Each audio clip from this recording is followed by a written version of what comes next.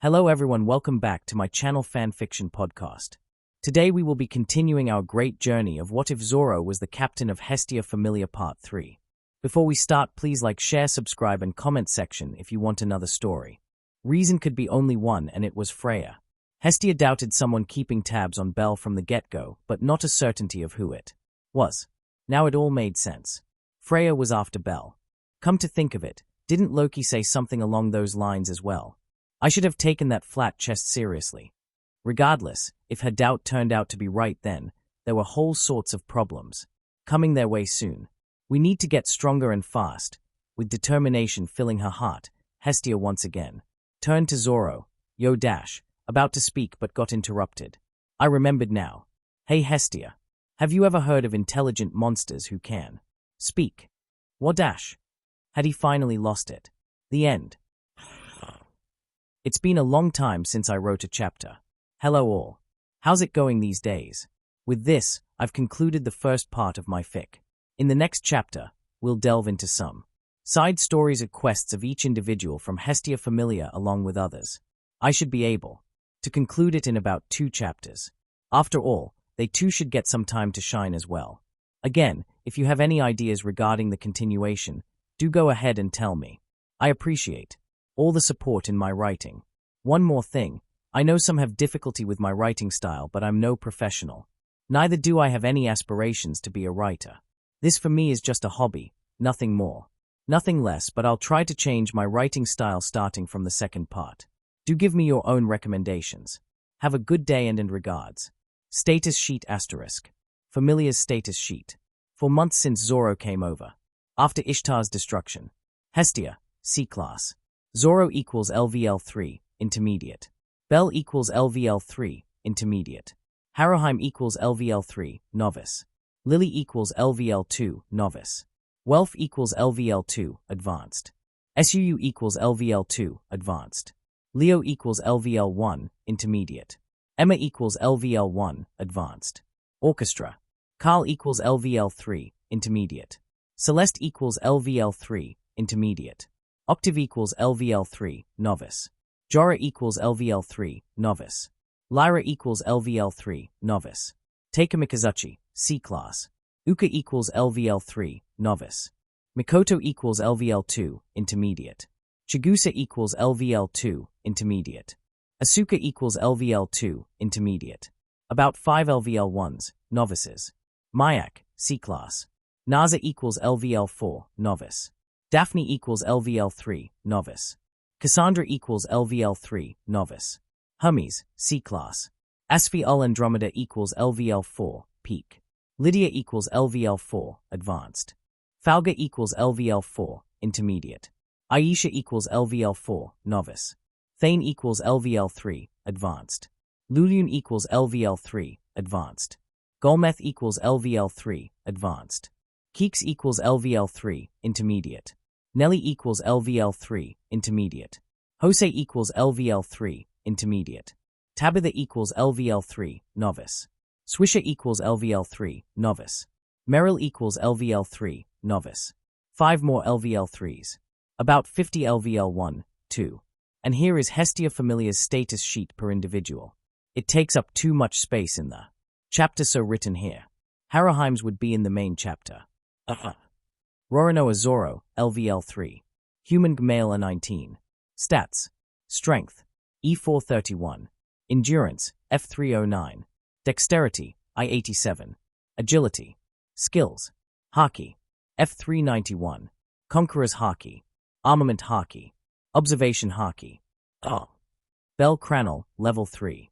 Human male A16. Stats. Strength, F328. Endurance, E409. Dexterity, I82. Agility, E450. Magic, E418. Luck, H. Tenacity, G. Abnormal Resistance, I. Skills. Lyaris Freeze, Hidden. Argonaut. Magic. Firebolt. Lilaluka Arde, LVL2. Paolum a female 16. Stats. Strength, H124. Endurance, G252. Dexterity, H113. Agility, H115. Magic, G299. Abnormal Resistance, I. Skills. Artel Assist. Compensation in ability when carrying weight. The rate of compensation depends on the weight being carried. Magic. Cinderella. Transformation in physical appearance. Permutando plaudere. Your wound is mine. My wound is mine. Echoing the message of midnight. Swap positions of physical things, living or dead. Oh. Wealth Crozo, Level 2. Human Male 018. Stats. Strength, E477. Endurance, F395. Dexterity, A893. Agility, H181. Magic, H167. Blacksmith, H. Skills. Crozo Blood. Creation of magic swords with 2 times amplified power than normal. Increase in success. When making magic swords. Veritas Burn. High fire resistance and increase in attack power when using the fire element. Magic. Will-O-Wisp. Disruption in others' magic. Sue Lottie, LVL2. Human or female 018. Stats. Strength, A854. Endurance, B701. Dexterity, F314. Agility, B717. Magic, D593. Fist Strike, G. Skills. Punisher. Temporary increase in strength with every consecutive hit made on an opponent. Magic. Leo Diaz, LVL1. Human Gmela 15. Stats. Strength, H190. Endurance, G281. Dexterity, I85. Agility, G299. Magic, E477. Skills. Magic. Fulgurant Fulgurate. Thunder Release and Enchantment. Dance, Dance, Lord of Thunder, Lord of Sky. Destroy everything in the blink of an eye. Cover this body and let it fly. Share with all this lightness, this uplift, this freedom, this joy. Let the world know not to spy. And let it be filled with sounds of thunder, the flashing of light the moment of plunder. Emma Flores, LVL1. Human to female A17. Stats. Strength, I81. Endurance, I77. Dexterity, H191. Agility, H100. Magic, C644. Skills. Rain Amor. Rhapsodia among those with the same fauna. Ability to borrow stats from others of the same. Fauna within limitations. Magic. Life Link. Let all be connected by my grace, to be fulfilled right to the chase. Together we bind the threads of fate, to gain to lose till we break. Let this be a blessing and not the curse, for those too brave and those too frail. Orchestra. Carl Abel, LVL3. Human Gmela 27. Stats. Strength, I73. Endurance, I77. Dexterity, F303. Agility, I22. Magic, E444. Sonic, G. Combine, H. Skills. Right of Conductor. Passively increases the effects of all music and music-related skills and abilities along with controlling the flow of sound waves. Music creation. Increase in probability of creating songs that are amazing and strong. Magic. Projection. Projecting sound in physical format, giving it dimensions and shape, increasing overall output. Celeste Raven, LVL3. Alpha Female 42. Stats. Strength, I13. Endurance, I10. Dexterity, F315. Agility, I18. Magic, E468. Sonic, G. Silence, I. Skills. Sonic Parade. Ability to attack or defend using sound waves. Aaliyah. Increase in magic power for a certain duration. Magic. Clavier. Silent sonic attacks. Can ignore all physical defense. Condestro. Gather all the sound waves within a certain area and explode. Octave Gatlin, LVL3. Boaz Gmela 21. Stats. Strength, I83. Endurance, I71. Dexterity, H103. Agility, I8. Magic, H199. Sonic, H. Destro, I. Skills. Sonic Parade. Ability to attack or defend using sound waves. Magic. Percussion. Powerful sonic vibrations for wide area annihilation. Jorah Hayes, LVL3. Werewolf Male 19. Stats. Strength, I0. Endurance, I0. Dexterity, I0. Agility, I0. Magic, I0. Sonic, H. Skills. Ulfheim. Beast Transformation. Sonic Parade. Ability to attack or defend using sound waves. Magic.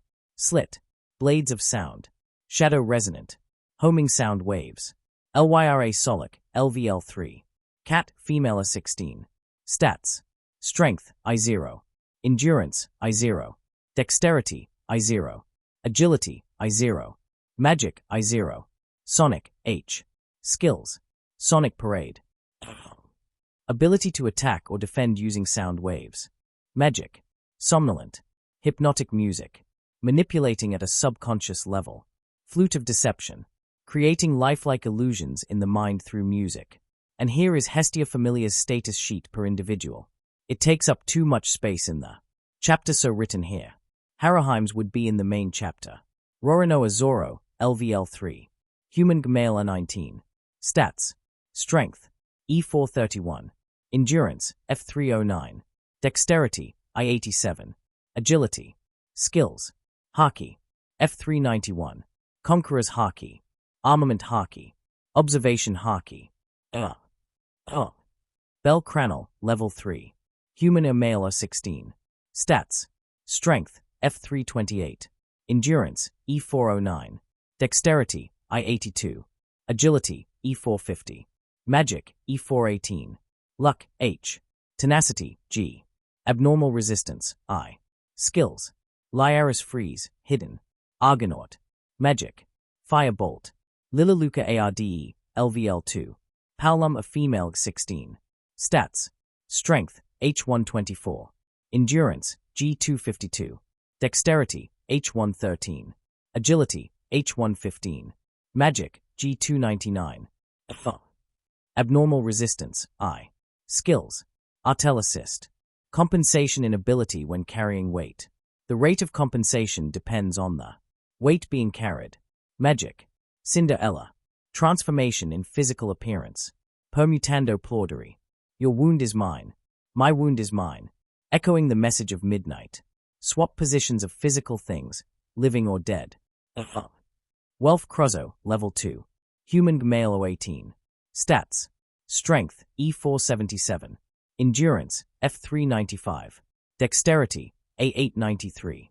Agility, H181. Magic, H167. Blacksmith, H. Skills. Crozo Blood. Creation of magic swords with 2 times amplified power than normal. Increase in success. When making magic swords. Veritas Burn. High fire resistance and increase in attack power when using the fire element. Magic. Will-O-Wisp. Disruption in others' magic. Sue Lottie, LVL2. Human or Female 18. Stats. Strength, A854. Endurance, B701. Dexterity, F314. Agility, B717. Magic, D593. Fist Strike, G. Skills. Punisher. Temporary increase in strength with every consecutive hit made on an opponent. Magic. Leo Diaz, LVL1. Human Gmela 15. Stats. Strength, H190. Endurance, G281. Dexterity, I85. Agility, G299. Magic, E477. Skills. Magic. Fulgurant Fulgurate. Thunder Release and Enchantment. Dance, Dance, Lord of Thunder, Lord of Sky. Destroy everything in the blink of an eye. Cover this body and let it fly. Share with all this lightness, this uplift, this freedom, this joy.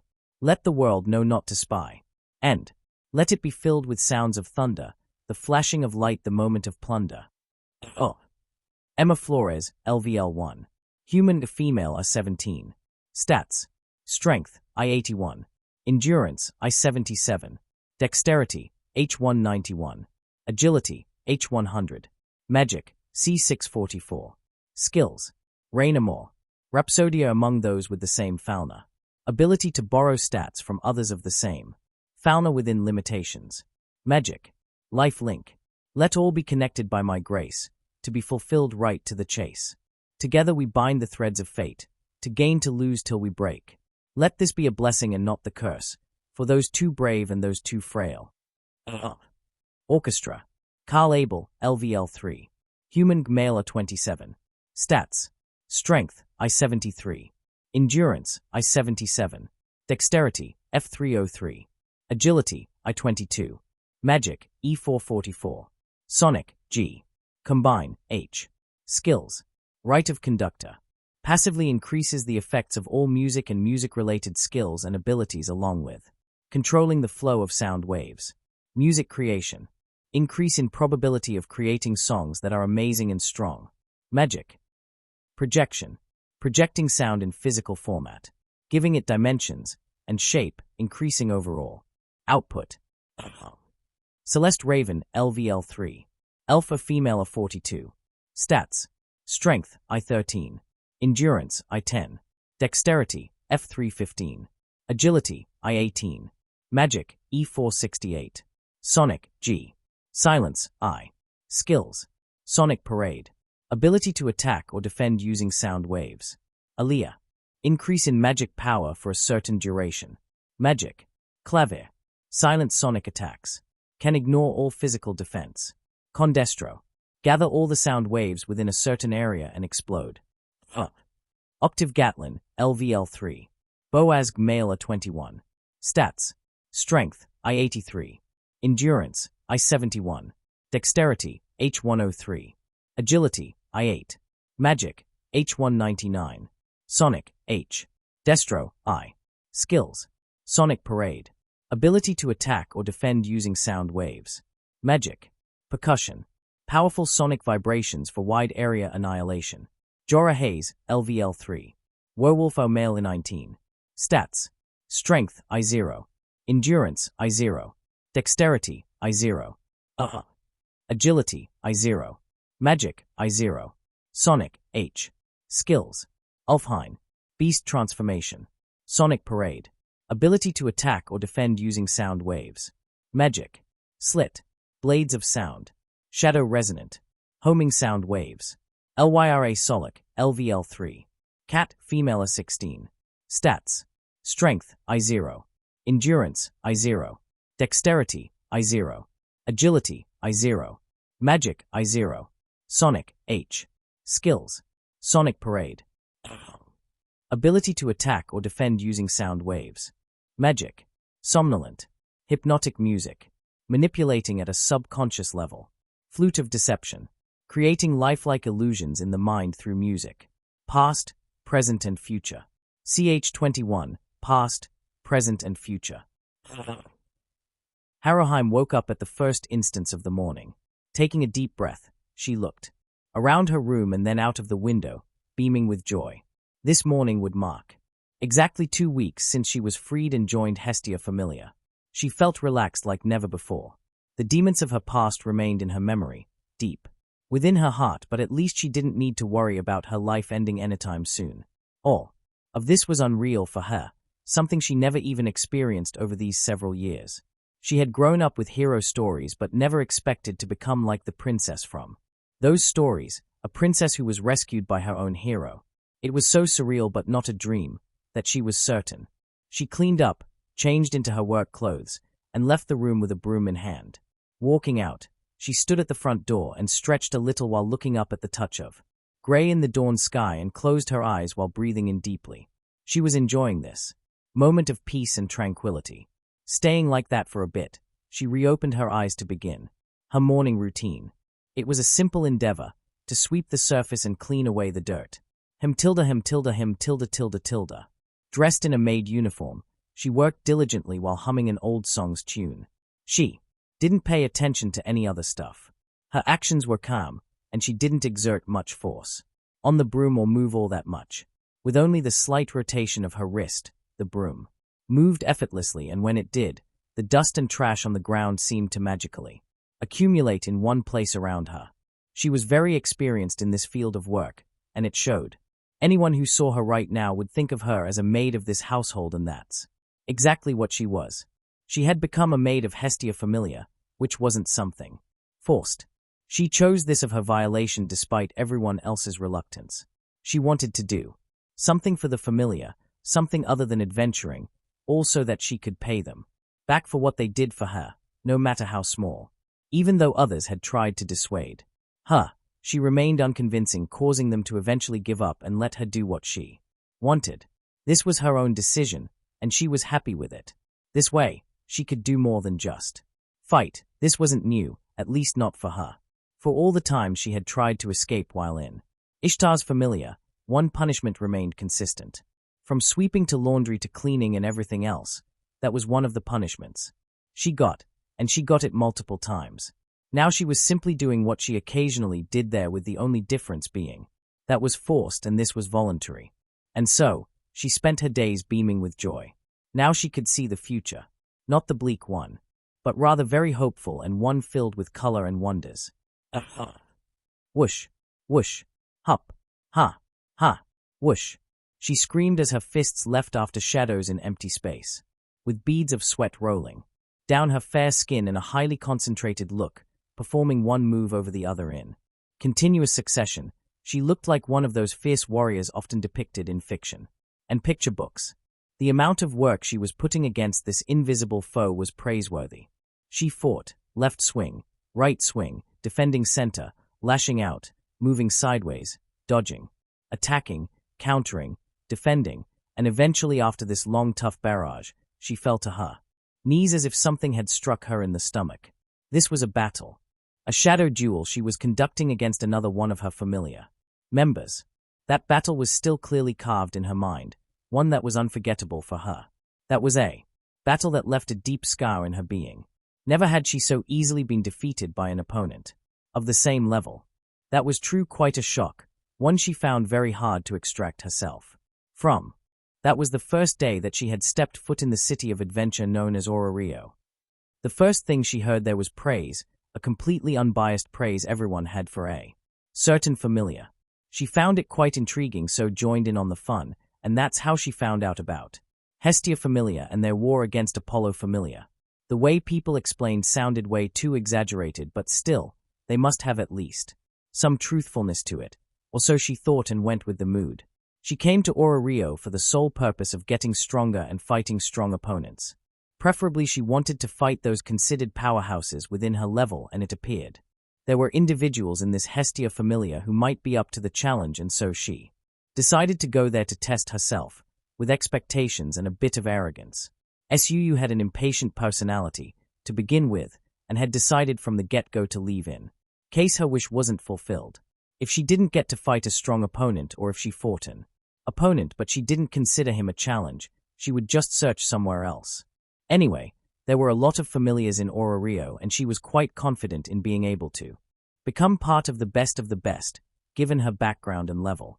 So, the time came, and the first thing she did was challenge the guy she had heard so much about. For her, if they seemed decent enough, she would join the Famelia, otherwise there were other options. She fought with everything she had but was overwhelmed. Her opponent wasn't stronger than herself in any way, and yet she lost, and she lost badly to Bel Cranel. From that day till now, she never once left her training and especially considered him her arch-rival. Of course, she never said anything about it, but it was a fact that she observed him all the time during battles. She watched him and learned from him, and in the end tried to defeat him in shadow fighting. This had almost become a routine for her, one she was obsessive about to an insane degree. Even now that she had become much stronger than her past self and had gained the greatest of experiences through many battles, from giants to monsters of all kinds and shapes to even Amazonas who were known for their exceptional battle sense. And yet, despite all that, she still didn't see herself crossing that giant moat that just kept on expanding. Sure, she was getting stronger, but that fellow was growing with even more of an exaggerated speed. It was too inconceivable. Phew, she stopped after a few more shadow runs. Looking up, she could see the sun slowly but surely illuminating the sky, filling it with splendor and warmth. Now she looked down at her trembling hands, which had gone sore from all that training, but she still seemed dissatisfied. Training by myself won't bring any great improvements. It's getting too mundane and repetitive. I need something more to make it a success. Suu whispered to herself while wiping away the sweat. Her father was a mercenary, and he had a lot of influence over her mind. She had started to train at an early age to become stronger and began to travel around the continent as a free agent. No doubt she had been through many exciting battles, each of which gave her a chance to grow further, but now she could feel it. She could feel hitting that wall everyone always talked about. This wasn't in accordance with stats or levels, but just purely skill in combat. She could feel not getting any better through all this training. In fact, it appeared meaningless to her current self. So what was the best course of action now? Of course, it was to change her way of training, and she knew just how to accomplish that. I'll challenge him. Making up her mind, she steeled her resolve. She would challenge that man and wouldn't stop until she won. Her mercenary father, as well as career, had instilled a kind of staunch stubbornness in her heart, one which had always helped her overcome great odds, and this too would surely be overcome. At least she hoped it would. Regardless, her life from now on was going to be even more exciting than ever before. Calbia, a small country. This name wasn't known to many in Ororio, but was famous in the western region of the continent, especially towards the end of the Red Mountain Range. This nation specialized in warfare. Despite being small, this was a country filled with heroic souls who dreamed of doing something great. Due to this sort of warrior aspect and mentality, this country managed to stop the empire from expanding further. The empire was a hegemon and very similar to Rakia in how it operated. With many Celestials forming their familiars here, this was a nation with absolute power and control. Purely the landmass covered by the empire was vast beyond belief, at least when compared to Calbia. It was about 10 times bigger and yet failed to conquer such a small nation despite trying for over a century. The reason being simple. The empire had quantity while Calbia had quality. The Red Mountain Range located right behind Calbia was filled with monsters of various types and powers. There were even legends of LVL 4 and 5 monsters existing here, though very rarely did anyone encounter one. As for all those who did, not even their corpses remained to tell the tale.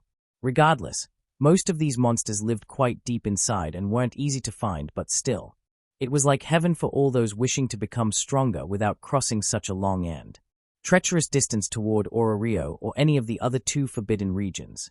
This, along with the fact that there were multitudes of races living within Calbia, was the main reason for Empire's continuous failures. Still, this was also the main reason for their continuous advances despite getting repelled every single time. Every time they were repelled, their desire to get to these mountains grew even fiercer. Just the thought of becoming that strong sent shivers down their spines, but alas, the Empire never succeeded. One of the main reasons being, Calbia was a very headstrong country. They sent, from time to time, raid parties deep inside the mountains to gain experience. They even had strongholds present within various hidden locations. The competition here was as intense as it could get, and this was especially the case in a certain household. This was a noble family known as the Nation's Sword. It was a strong and illustrious family with many achievements to its name and had been serving the nation since its founding. It had already been well over 3 centuries since this nation came into existence, and this family in particular had managed to produce some of the greatest fighters and mags ever known in this region. Due to all those reasons, this family was highly revered, respected, and feared by even the other nobles. One of the main reasons for such continuous prosperity was the direct family line. Each generation of this line produced talents, and this generation was highly blessed. With 3 gifted individuals born after the other, their rise to even greater heights was just a matter of time. But with good comes bad. On one hand, there were these 3 siblings, blessed with exceptional abilities, and on the other hand, was the youngest one, who was seemingly born with none. He was one individual who seemed to lack any sort of talent, possessing a weak physique and almost zero potential for magic. He was a laughingstock, both inside and outside the family. He was weak and possessed almost nothing to be called talent. This was especially the case when compared to his other siblings. This family was Diaz, and this individual was Leo Diaz. Leo was just a carefree boy living in his dreams, reading heroic tales all the time without paying any attention to anything else. He wanted to become a hero, and this sentiment never went away. With that in mind, he trained since childhood to become somewhat useful. Even under the scorning gazes of everyone around, he never lost his willpower and worked hard. Perhaps even harder than anyone else in the family, but their views didn't change except for maybe his father, who from time to time trained him, but he was home too few at times. Being an army general who was in constant war, it wasn't easy to take out time for family, but he did, no matter how insignificant That man treated all his children as unbiased as possible, constantly, reminding them to follow their hearts and their convictions. This also made it easier for Leo since whenever his father was at home, others took proper care not to cause trouble, not for him and neither others. Although not completely harmonious, it was better than nothing. At least he had some support in the family. Still, nothing really changed in the long run. His siblings were haughty beyond belief, which was perhaps natural. After all, they had that halo of a genius literally attached to their names. Wherever they went, everyone showered them with an untold amount of praise, calling them future masters and whatnot. Despite all that, despite his inferiority, he trained hard, going through thick and thin, ups and downs. There were even times when he trained till his entire body was bruised, all for the sake of this one named Diaz. This was a name his ancestors had made, and he didn't want it to be tarnished due to his weakness. Still, his haughty siblings never looked at him in any positive manner. What's the point of all this? You're born inferior. Just accept it already. They mocked him. You're just wasting your time. Disregarded his hard work. No one's gonna accept you anyway, so just give it up. Ignored his persistence. You're just making it more difficult for yourself. And above all, made a joke of all his trials and tribulations. As unfair as it was, everyone constantly compared Leo with his siblings, each of whom was prideful and perhaps the reason they didn't want to be associated with Leo. In fact, Leo wasn't all that bad. Sure, he lacked talent, but he more than made up for it with his persistence. This was one thing he surpassed them in, and the thing due to which, slowly but surely, some people close to him started acknowledging him, except for his siblings. It was nothing more than pitiful pride deep in their bones, and they found it hard to get rid of. They didn't want to change their perspective regarding him, since if they did, they would have to acknowledge their past mistakes regarding him and perhaps even take him as an equal, and this was one thing they found very hard to accept. So, they tried to stop him, but to no avail through words. Despite all the insults, Leo wasn't gonna lose simply due to their words, which for him were as good as meaningless. His reason for not giving up, this staunch persistence, was due to his ideal. The man he respected more than anyone in the world. That man was Finn Damien. Finn was just a Pal-Lum, a member of the weakest perceived race, and yet had managed to reach heights Leo couldn't even imagine. Forget him, none of his family members could imagine becoming that strong and influential, regardless of aptitude. It was due to that man that Leo could keep on moving forward. He was certain that there was no limit to one's potential. Some bloomed earlier, some bloomed late, while others never bloomed. The reason they never bloomed wasn't that they couldn't, they just didn't put in enough effort. But he was different. He was going to put in the effort, no matter how long it took. He would keep going until realizing his dream. That or he would die trying. All that said, there was that one point that almost broke him. That one incident which made him feel betrayed. When he felt all his efforts had become useless and meaningless. That was when it came time for choosing a Famelia and becoming part of a true combat force. Alas, that day never came for him, since he was not accepted by anyone. To them, who didn't know ins and outs of the situation and knew of Leo only through his widespread reputation, Leo would just be a dead weight. This was a warring country, and almost every single Famelia here was based upon battle, potential and combat. Leo, who was known throughout the country as weak and talentless, wasn't welcome. This fact weighed heavily upon his shoulders. He walked the grand hallway aimlessly for several months, moving from his room to training grounds and from training grounds to his room, but none of that previous enthusiasm and motivation could be felt. He was doing this just as a habit, a morning routine, and nothing else. But it changed that one day when he was returning from his training. "Is that it?" He heard a question, an almost sneering tone, to which he reflexively turned around and, "What, father?" There he was, the man he considered closest within this family. "And here I thought you would keep going. How disappointing." But I dash. "So, they rejected you. Who cares? Didn't you want to become a hero? Well, guess what? They faced things and trials hundreds of times greater than this and still stand up. Not like you." His father looked up and down at him, seeing this disheveled appearance lacking any of that previous enthusiasm. After some time, as if reaching a conclusion, he continued, "Now be a good boy and stand up. I'm taking you with me." Where? His father was hard to understand. This man was eccentric and went along his own tune. On one moment, he seemed disappointed, while on the other, energetic and bright. An enigma, even for his children. Leo wanted to know what he would say, but the next words shocked him. To the battlefield. Where else? What? Indeed, a strange man. He, a young boy without any talent or even a Falna, goes to the battlefield. It was easy to imagine how it would turn out. He couldn't understand the motif, so asked. Away. Why? You're asking me that. Boy, you lack talent in every sense of a word, so how do you expect to make up for it? From just training in the barracks. What would that achieve for you? Your siblings are fighting monsters in the Red Mountains, and you're just staying at home. How do you expect to make up the difference? But I don't have a Falna, so I can't dash. So, if you lack talent, then just make up for it with experience on the battlefield. What you can learn there can never be mastered here. Their discussion continued till late at night, and just a week after, Leo departed towards the battlefield. It was hard to tell if he would come back alive, but if he did, then he certainly gained much. Those were his thoughts as he left with his father. That said, he never made it back, since he found his own goal, his ambition.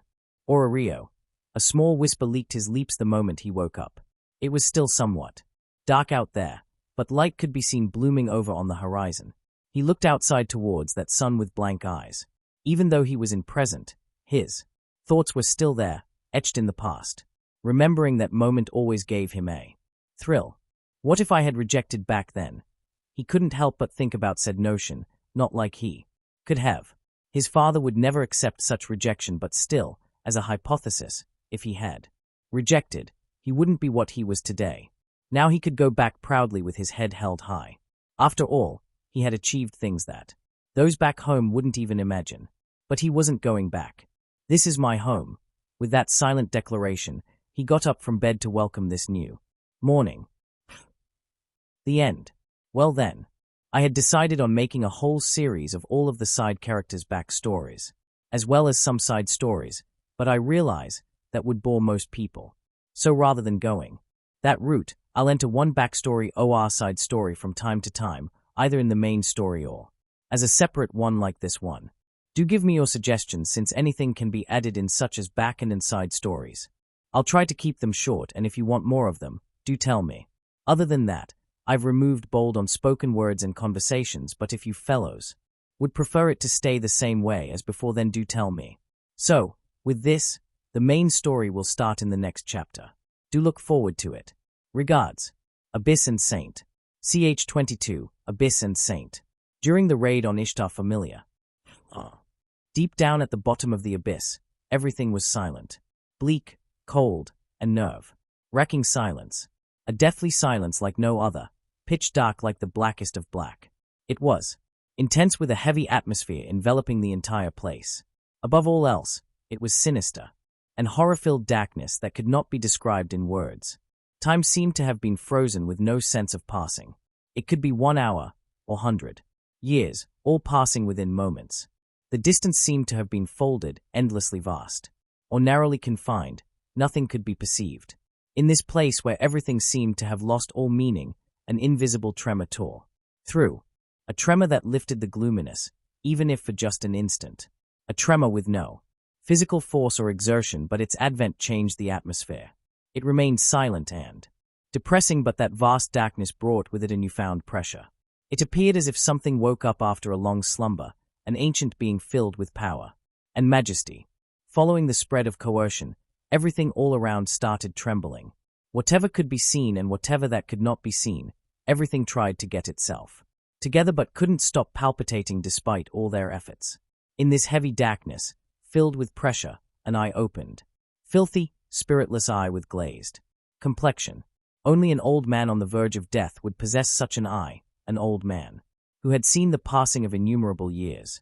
With crimson-red pupil surrounded by a strange hue, this eye looked every bit as ferocious and deep as it seemed tired and devoid of life, but above all else, it was massive.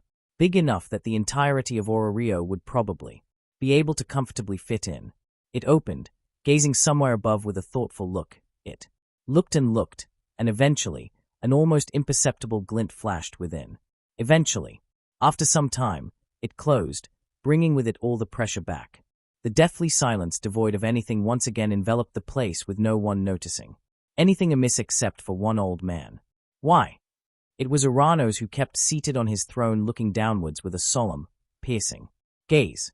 He had been watching over the dungeon for over 1,000 years now, and not once in all that time did that thing woke.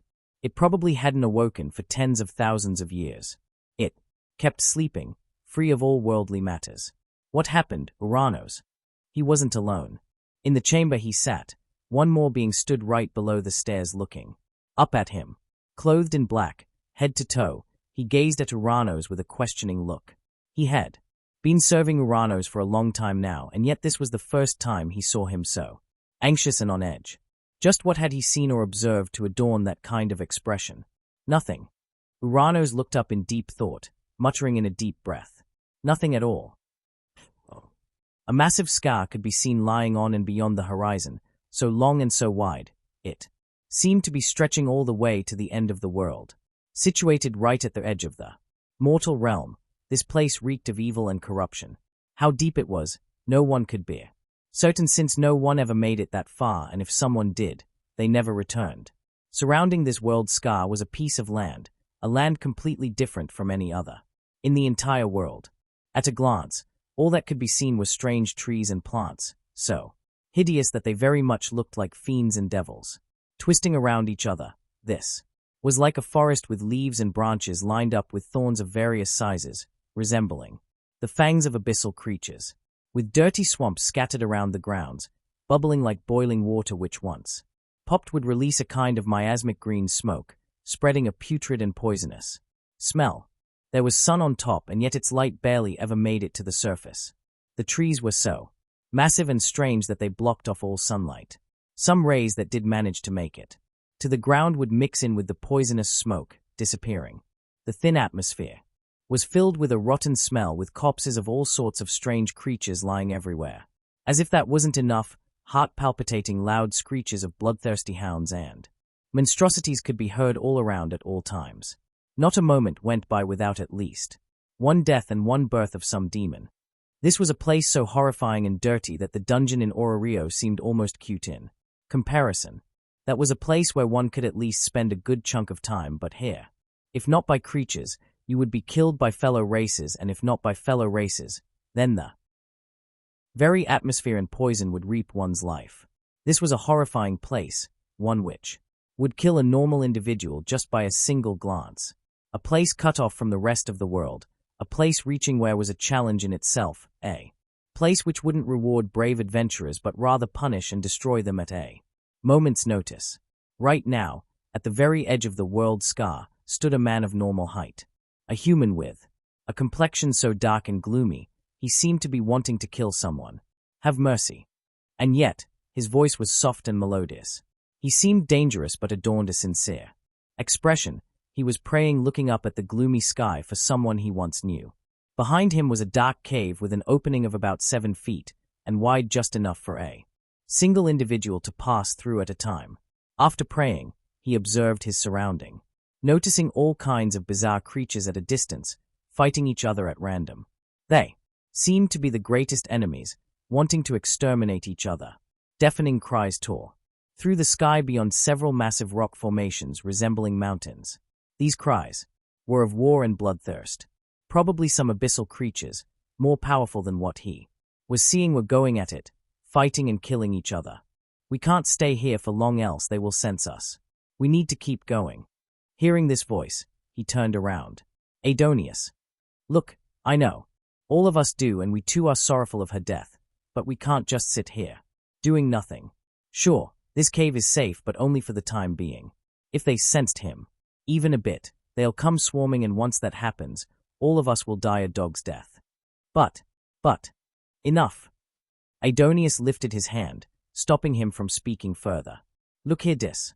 This is not a place to grieve. We've already been late for quite a bit, and if we delay even more, his wrath will be upon us. He doesn't like waiting. Our mission is complete, and we've wept enough for her. Now we must get going. His right, Dis. We need to progress further. We're already late by an entire half a day.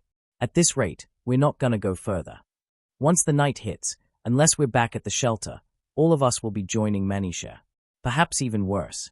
We understand that it wasn't easy for you to kill her with your own hands, but that's how things roll here. All of us knew the dangers, and yet we came. What happened to her was her fault as well as ours for being too weak, but what's done is done. It can't be reversed. It wasn't just these two around here. This was a whole group, consisting of around 12 individuals of different races. There was a werewolf, dark elves, humans, Amazonas, etc., all adorning armors and weapons which had cracks all over, but these cracks weren't due to them being on the verge of destruction. No, these cracks were due to the material used to make this equipment. Still, everything was very worn out, and including them. There wasn't even one among this group who wasn't injured, or at least didn't have some scar. All of them were covered in blood, and one thing in common among all was their strangeness. Each had at least some sort of imperfection. Except for Dis, one had strange eyes, a golden iris and pupil with a fully black sclera, while others had red or green spots covering their bodies. Some had strange, tattooed lines covering their faces, while others had some pointy, fierce-looking armor covering their bodies. This armor was part of their bodies, not something external. All of them were strange and different from others of their respective races. That said, although strange, but none of them looked ugly. Some individuals with strange fetishes would even appreciate their looks.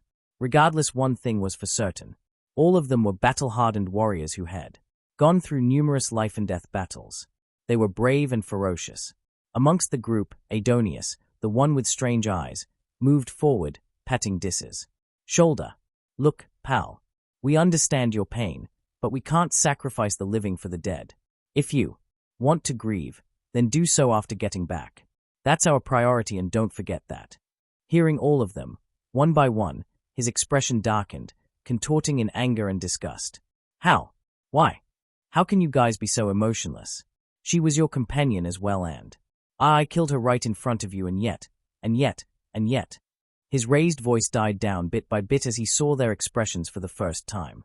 They were pained, they too were suffering, they too were feeling everything he was, but they were controlling themselves. Seeing this, he felt ashamed and apologized. "I'm sorry. I shouldn't have dash." "It's fine." Adonis once again stopped him. "It's better this way. Release all of your pent-up emotions and frustration. This wasn't easy. For you, I know. All of us know that you made your decision, and it was a correct decision. I'm sure she wanted the same as well. Yeah. So, stop tormenting yourself, otherwise this guilt would destroy you. You have to make your heart strong and firm, since this probably isn't the first time, nor would it be the last." Saying till here, Adonis stopped and looked around. He dared not look into the world's scar, since he feared the consequences. Finally, after some time, he continued, "This place is different from any other. I'm aware you've fought many battles throughout your life, but here, it's all different. This place is the filth of the entire mortal realm combined. This place represents the negativity of all those living in this world. These occurrences are normal here. If you wish to stay, then stay, and if you wish to leave, no one would stop you. But all that, decide it back home. Not here." Hearing their words, he felt complicated. He had so much bravado, so much ambition. When he'd left on the journey to the seas, he was filled with enthusiasm, and when he reached this place, he felt happy. He felt like this was a place needing him, and so he offered his services to these people. He thought he was ready to take on challenges ahead, but it seemed he wasn't. His heart was still too weak to survive in a place like this. Taking a deep breath, he looked Adonis in the eye. "Let's go." Hearing his voice filled with a new life, Adonis smiled and nodded. And so, they left on their journey back to the place they called safe in this hellhole. This humongous scar surrounded by vast poisonous lands which themselves were surrounded by the Death Sea had a rather famous name in the outside world. It was called Shadow Realm, which gathered shadows of the entire world. It had another name, most commonly used by the inhabitants, the underworld.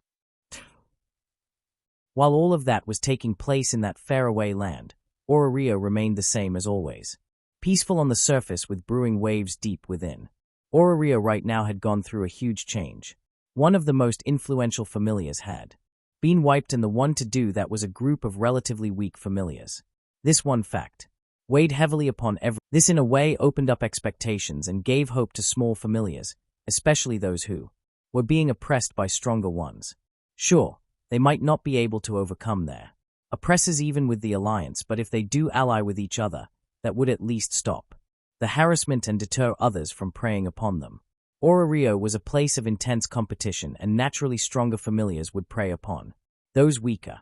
The rules of Orario only stopped open fighting, but in case of persecution and intimidation and that stuff, the laws were rather lax. The reason was simple. It was to give a place for competition. Sure, weaker familiars suffered, but so long as they didn't have LVL4, they could simply leave Orario, but since they decided to stay, then whatever the reason might be, they had to become part of this brutal competition. In that sort of environment, they found hope. It wasn't that they didn't think of it before.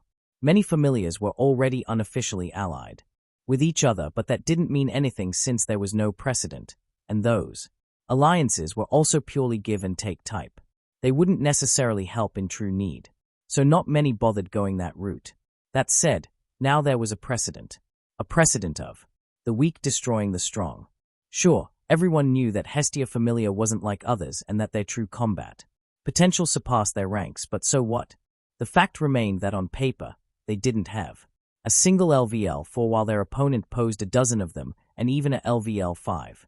That was on paper and common sense a huge disparity in power, and yet it had been towered. If that was possible, then what else wasn't? And so, this event had a huge impact on the political situation in Orario. Many small familiars had joined together in bands and worked together. Sure, there were differences among them, but they could be dealt with passing of time. Also, it wasn't just small familiars who did this.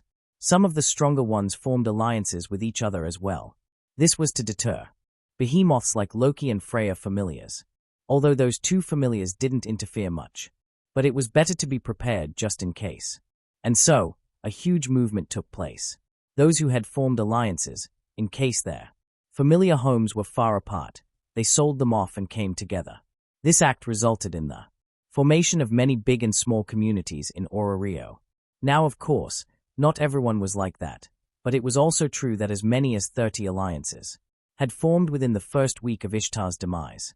Going by the second week, this number kept on increasing, eventually reaching 46. These alliances were big and small. The small ones had at most 2 familiars joining together, while the big ones had 3 or 4 familiars collaborating. This number experienced many high and low points. Some alliances dissolved within the first week, replaced by others, while some other alliances joined together to become bigger and stronger. These numbers fluctuated again and again, but eventually, everything calmed down.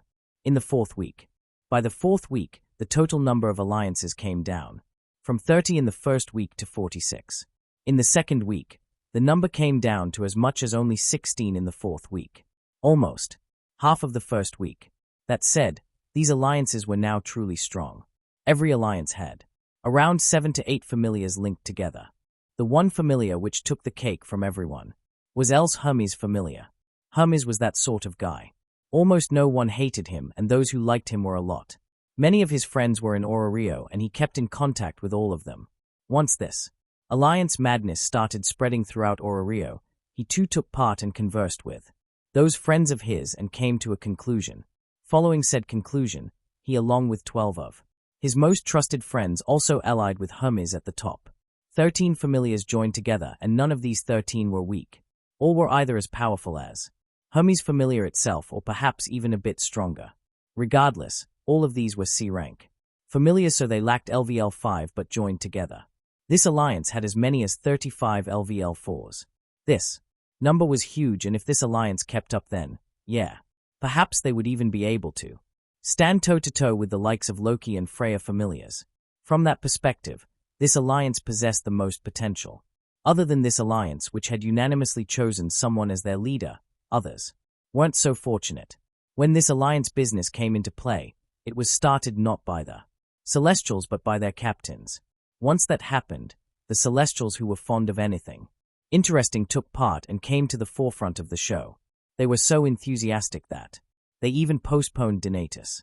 All that said, all that excitement had pretty much died by now, since for the most part, Everything had already been finalized and settled, but the problem remained: who would stand at the top? They weren't fools. They knew that the alliance was an organization, and said organization would fall apart if there were more than one leader, so they needed to choose one who would objectively decide their course of action. This wasn't just about the Celestial, but rather mostly about the Famelia of said Celestial. The captain of said Celestial, since said captain would make most decisions regarding dungeon exploration and whatnot. Since they've decided to come together, they wouldn't be casual about it. This alliance would work on the surface and also below the surface. They argued and argued until eventually concluding the one whose fist is bigger would lead.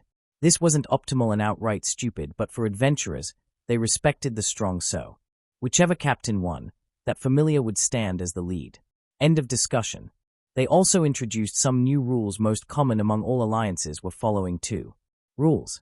Each Famelia would keep its autonomy, and the alliance shall not interfere in their internal business. Each Famelia was required to donate a certain percentage of their earnings to the alliance every month, and in return, the alliance would protect them from threats. Any Famelia could leave the alliance, but with the premise that it took an oath not to reveal sensitive information to others and also pay the due charges. These three rules were most common among all alliances. The first one didn't need an explanation, while the second one was about covering the costs. The money obtained would then be used to help young and coming adventurers start their adventure and help in training and nurturing them. The guild just watched it all happen without any interference. They didn't need to, since the concept of alliances was good for Ororio. Now, of course, it could go the negative way as well. But among the positives was the fact that this system would allow for stronger raid parties and would help weaker adventurers to grow stronger under the teachings of the strong. So many adventurers died in their infancy due to not receiving proper training and guidance.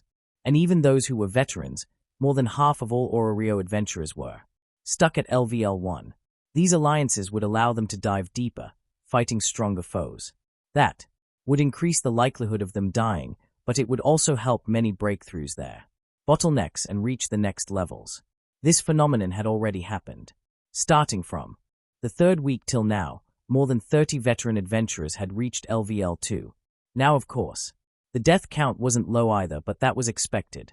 This was a huge positive and great growth for the whole of Ororio. All that aside, positives didn't just come alone. They came in pairs with negatives, and yes, there were some negatives to this situation. The greatest one is, what if these alliances were to start fighting each other? If that happened, it would be several Famelias against several other Famelias. That could very easily spell doom, but it couldn't be helped. Where there was positive, there was negative. Guild and Ganesha Famelias could only try their best and keep an eye on them to stop anything like that from happening. Maintaining peace and equilibrium was their responsibility. They would also make sure to monitor their inner workings to stop any incidents from taking place. With this event, the entire landscape, including the power and political structure of Ororio, had changed, and its effect would certainly be widespread. While this was taking place all around them, Hestia Famelia stayed the same. They would go to the dungeon on daily basis, beating floor after floor, but more than anything, their focus was on the intelligent monsters. This thing, for now, was known only to Hestia, Zoro, and Bell, and they couldn't afford to release it in the Famelia, since that would cause unnecessary unrest. The best way was to first find said intelligent monsters and then take action afterward. That said, it had already been around a month since their fight against Ishtar. It was also around that time that Zoro told Hestia about his experiences deep down. In the beginning, Hestia didn't believe him and thought he was joking. Once he affirmed he wasn't, an intense shock had overcome her. She more than anyone knew of how explosive this news was, and especially in current turbulent times. It took an entire day for her to finally calm down, and she presented her suggestion. On her proposal, Bell and Zoro decided to look for them, but not out of their way. Their mentality was as thus: if they found them, then they found them, and if not, then not. Simple and straight. So, they didn't go out of their way and focused only on conquering dungeon floors. This constant diving helped them clear their minds, along with giving the entire Famelia much needed experience for future challenges. The one who surprised everyone the most was naturally Haruheim. Her abilities were just too good. Her magic was exceptional, and her level was also high, which was natural. She had continually been using her magic for a long time for Ishtar's Famelia, so in that one category, her stats were high. By the time she joined Hestia Famelia, she was already at the top of LVL2, needing just some great feat to LVL up. During the past month, everyone got a great boost due to continually fighting stronger and stronger opponents in form of monsters. They had already reached all the way down to floor 24. Every Famelia member had. They could have gone even further down, but due to them wanting to explore every type of monster on each floor and also conquering said floor before moving on was what stagnated them on the 24th floor. Then there was also a time problem. 1 month just wasn't enough time to go further down when you were focusing on conquering each floor. They had started from the first floor. That was to strengthen the basics and foundations of weak members. Through this step-by-step process, they gained a lot. Perhaps not much experience, but their fighting techniques had become rock solid. Zoro was focused on bringing up the rear, weaker members, and not just focusing on the top, which was the right mindset for a captain. Though most of the work was still done by Bell and others, Zoro would only train and guide them while spending the rest of his time practicing many small things of his own. This was in accordance with control. He had noticed a change in his body ever since he got that fauna, and this change was becoming more and more apparent. It appeared as if his body was going through the process of growth all over again. Perhaps it was adapting to this new world. Sure, his mentality had, but his body was still in the process. There were rules and regulations, and each world would follow its own. He who came from a different world altogether wasn't accepted by the world initially, but he managed, and by now, perhaps due to fauna or some other reason, that slight feeling of rejection was disappearing, which allowed him to do something he always wanted. It was his haki. Till now most of that power had been suppressed by the rules of the world. But now that the rules were affecting him less and less, his haki kept becoming stronger and stronger, reaching its previous heights. The same was the case for his swords. The spirituality in them had fallen into slumber before, but he could feel them waking up, slowly but surely. This was also the reason he didn't go overboard during this past month, and it indeed gave him exceptional results. Previously, when he was continually fighting, sure, his physical stats were becoming stronger and stronger, and he even got his haki back, but the power of his haki had always remained limited. This was due to the rules of the world affecting him. The more lives he took, regardless of humans or monsters, the slower the unraveling of those mysterious rules became. Now that he had taken it easy, those rules were unraveling at a fast pace. It wouldn't be long before he would finally be able to access his peak haki again, the moment he had always been waiting for. Perhaps he wouldn't be able to use his peak haki even then in combat due to physical limitations, but he would by then be able to use it at his current strongest. At least that would be much better than his current self, where he was just barely able to use 1/10th of his peak haki power. Once it was completely unraveled, even with current physical limitations, he would still be able to use around 1/5th or even 1/4th of it, essentially doubling his current combat power. By then, even peak LVL 6 like Gareth and Reveria wouldn't necessarily be able to defeat him, and that was his current self. If he reached LVL 4, then yeah, he had a 100% guarantee of being able to deal with any peak LVL 6. He had been waiting for that time, and his wait was fruitful. Soon he would be free of that discomforting feeling. Other than him, other Famelia members were also growing in their own ways, piling up continuous experience, and fighting all sorts of different kinds of monsters gave them much more flexibility. Everyone was growing stronger in every area, and finally, the moment came. The moment that the two of them achieved something great and leveled up. It was Haraheim and Suu who were already at the very peak of LVL 2, with Haraheim only needing a great feat. Haraheim achieved said feat with her help. Haraheim, being a support, wasn't all that good at fighting. Perhaps she would be able to handle a LVL 1 monster, but that was about it. So how could she achieve something great? It was rather simple actually. Just do something as a support that would help someone else achieve a great feat.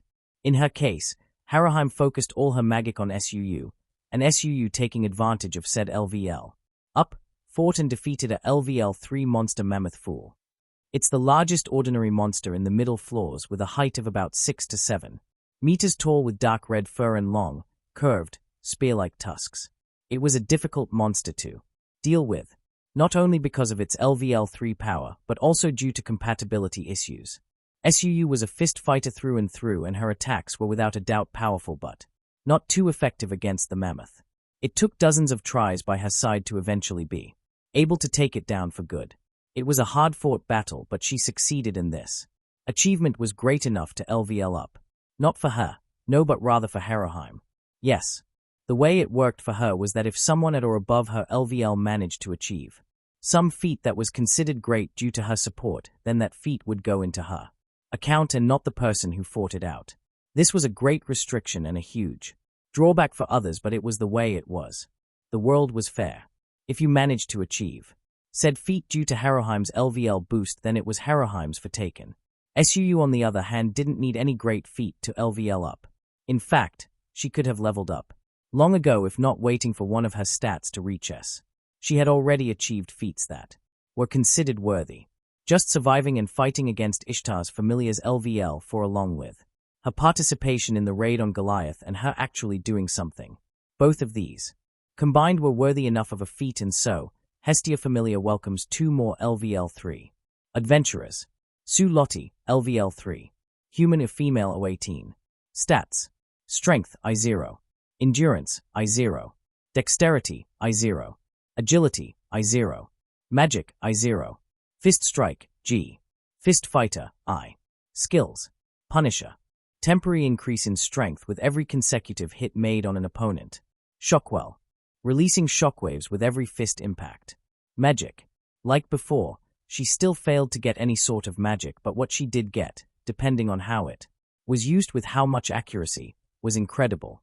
This essentially would allow her to bypass any sort of physical defenses due to the very nature of shockwaves. Although there were some limitations, like the power of shockwaves would depend on her fist force exertion. So essentially speaking, if the first attack was weak, the resulting shockwave would be weak. But if it was powerful, then the resulting shockwave would also be powerful. This skill would allow her to fight at close range as well as long range. This was a very useful skill, one she truly needed. Other than that, she only got one development ability to choose from, so it was set in stone. Now her fist attacks would deal more damage than ever before. This was a rare ability. In fact, both of her development abilities were rare, needing a specific type of adventurer to manifest, and she fit the bill.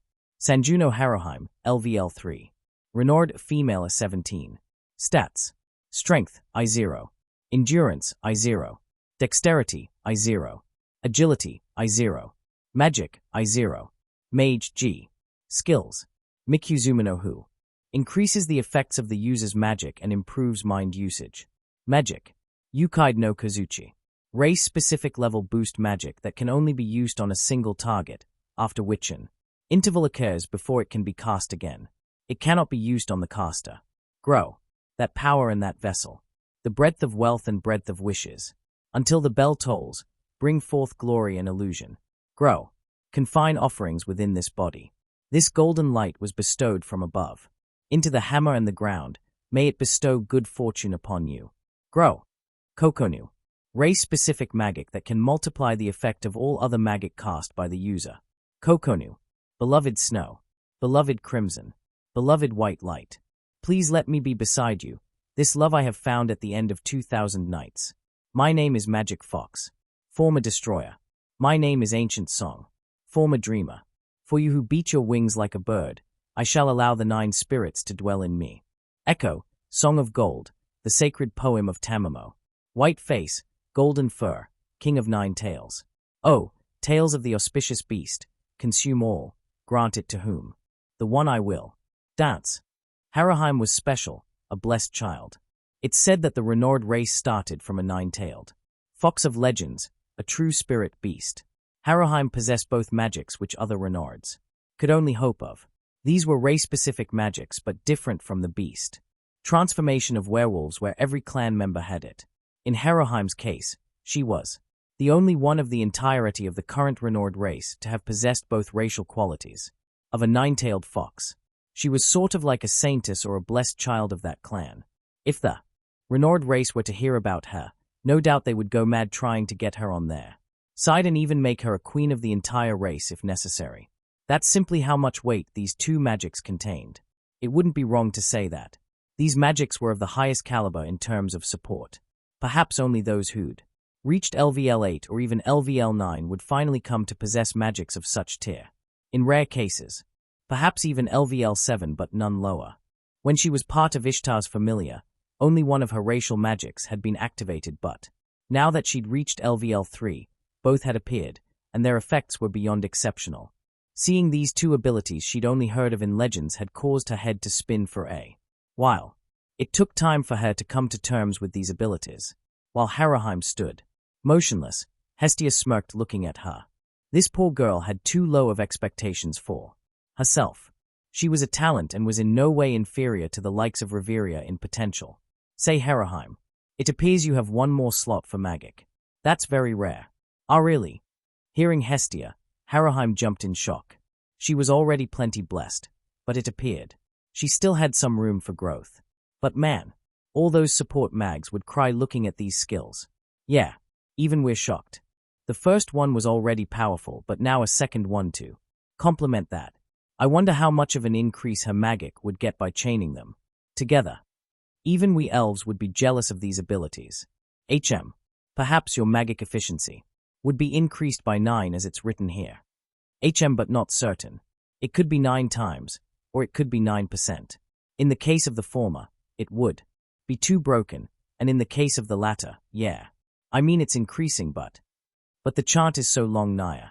It should nigh it be only 9% Naya. That's a valid observation. Didn't expect that from you. Seeing her status, Carl and Celeste begin breaking it down while others just looked on. For them, this conversation was quite complicated, but they too were zealous to find out. Just how powerful was this second magic? This same question rang in everybody's mind. Hestia, who was sitting not fair, was also in good mood. Today, they got 2 more LVL 3s with one of them being such an exceptional support mage. She mused for a bit while looking at an invitation she got today. What is that, Hestia-sama? Oh, this. Hestia turned around after hearing Lily, swaying that piece of paper in her hand. Yeah, Lily nodded. You seem quite happy looking at that. Seeing her questioning expression, Hestia didn't play mysterious and directly handed the paper over to Lily. It's an invitation. Invitation to Donatus. It's being held tomorrow at noon. Donatus. That's a big event. Yeah, Hestia stood up and looked towards the quarreling crowd. It's where all of your aliases will be decided. She intentionally raised her voice a bit so that everyone could hear. Clear as a day. As she expected, as soon as the news reached their ears, everyone stopped whatever they were doing, staring at Hestia. Although it was true that Hestia and other Celestials didn't like the naming ceremony, it was also true that every adventurer was eager to get an alias. It was a form of recognition for them. And above all else, those aliases just sounded cool and majestic. What more could one want? Seeing everyone staring at her with rapt attention, she just brushed it off with a single sentence. I'll just try to get you some good ones. Don't pester me, okay? Now shoo. Go deal with your stuff. And she left, leaving everyone standing still. The end. Well then, this is the beginning of a new arc. It will cover pretty much to Volume 15 of the main story and Volume 13 of Sword Oratoria, hopefully. I've also added some new lore about the other forbidden places which I might explore and might not explore, but it's always better to have a few options constantly available. Oh, by the way, the word used here, World Scar, is taken from a game called ARK. It's a rather interesting game. Go have a look if you have nothing better to do. Anyway, there's just this one thing that is constantly troubling me, and that is, how should I deal with side characters? Truthfully, I've got no idea how to progress on their plot and development. Nothing much. Just enough so that we know that they exist and have their personalities and aspirations, etc. I've focused on Belle and Zoro, and somewhat on Ace, for the most part. A bit about Leo as well, but for Orchestra and other members of Hestia Famelia, just wanted to know. Should I focus on them, like giving an entire chapter to them, or just go as I've been progressing, one at a time? Do give me your suggestions. Would focusing on them ruin the plot, or should I sprinkle somewhat about them here and there? For me, it's no problem. I mean, it'll take some time. But I feel like I can pull something off that would stretch the plot a bit, so how do you fellows feel about that? I'm open to any ideas, but that's it for today. I'll be seeing you next chapter. Oh yeah, I almost forgot. Use your creativity and help me come up with some good names. For all of Hestia Famelia. Any alias title would do. It should just make sense for their characters and showing till now. Regards. Extermination Squad. CH23, Extermination Squad. Enjoy. Aliases. This one word held a certain attraction. It was customary to give some sort of title to individuals who've reached LVL2 in Donatus. This naming ceremony was, for the most part, a joke for Celestials who used them to make fun of their fellow Celestials, but that wasn't all. There was to it. It was also a way for them to show acknowledgement for those who'd made it. And thus for that very reason, some individuals were given serious aliases like the Sword, Princess, the Braver, or the King, etc. Any alias which took time for them to decide meant that's how seriously they took the individual who was being given said alias. Reaching LVL2 was equal to crossing a hurdle more than 50% in the entire world hadn't been able to cross. For that very reason, individuals who got a nickname were filled with potential. So, in a way, getting an alias was same as getting acknowledges. Arguably, everyone was beyond excited since Donatus was over just last night, and knew aliases would see the light of day today. Many veterans had broken through to LVL2 during this month, so the guild lobby was more crowded than usual. Because of how influential the naming ceremony was, every major player in the Rio paid close attention to this list. Through this list, they could understand the approximate situation of the powerhouses in several familias and at least understand the strength they showed to the public. All the names were written on the paper attached to the bulletin board. Every new LVL2 powerhouses occupied a line containing their names along with their alias. This post processing wasn't done by Celestials but rather by guild employees. Hey, mind your freaking hand. Wasn't intentional. Cut your crap and get lost. Losers who ain't got an alias got nothing say. Adventurers flowed in the guild and the lobby was beyond bustling with many people just punching and pushing everyone around just to see their alias. The excitement was more than evident. Hey look, ain't that Hestia Famelia? While everyone was jumping around just to have a glimpse, they all stopped after looking at a list situated right at the top. This one was most conspicuous this time around and no one was really surprised, just a bit baffled. Hestia Famelia had made a name after that war game against Apollo, but how long had it been since then? Not even a year, and yet there they were, having wiped out one of the most influential familias in Rio. If they were rising stars previously, then now they were a firmly standing force which no one could underestimate. Their names shone the brightest across Rio and even this bulletin board. Almost all of their members, except for 2 who had yet to make it to LVL2, had gotten nicknames and everyone was curious about what they got. Hestia Famelia was a household name by this point. Right at the top of the list was occupied by the one and only, the captain of Hestia Famelia, followed by others, one after another. Rorinoa Zoro, Grim Reaper, a name which symbolized terror. He was someone whose killing intent was a bit too heavy. Too many died under his hands. Now perhaps those who died either deserved to die or were part of a war, but still, it was a fact that he had killed many, humans and monsters alike. Bel Cranel, Stormbringer, a man who was fast and free like a wind but also brought trouble to himself and others wherever he went. First with Apollo Famelia and now Ishtar Famelia. He truly was someone who attracted negative attention. Lilaluka Ard, Cinderella, a name taken from myth or perhaps history. A name about a certain young woman who despite being weak achieved a lot with her bravery. Sanjuno Haroheim, Fox Princess, the new and unknown member of Hestia Famelia. Before now no one had ever even heard of her, and yet she was at LVL3, which was a shock.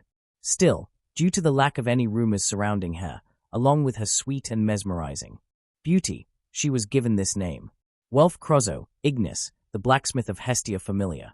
He was famous even before joining Hestia due to his ability to make enchanted magic weapons and due to his hot-headed character. Suu Lottie, Berserker, her fighting style was mad. Kind of like taking damage in return for being able to deal. She didn't bat an eye to injuries so long as her opponent got the same.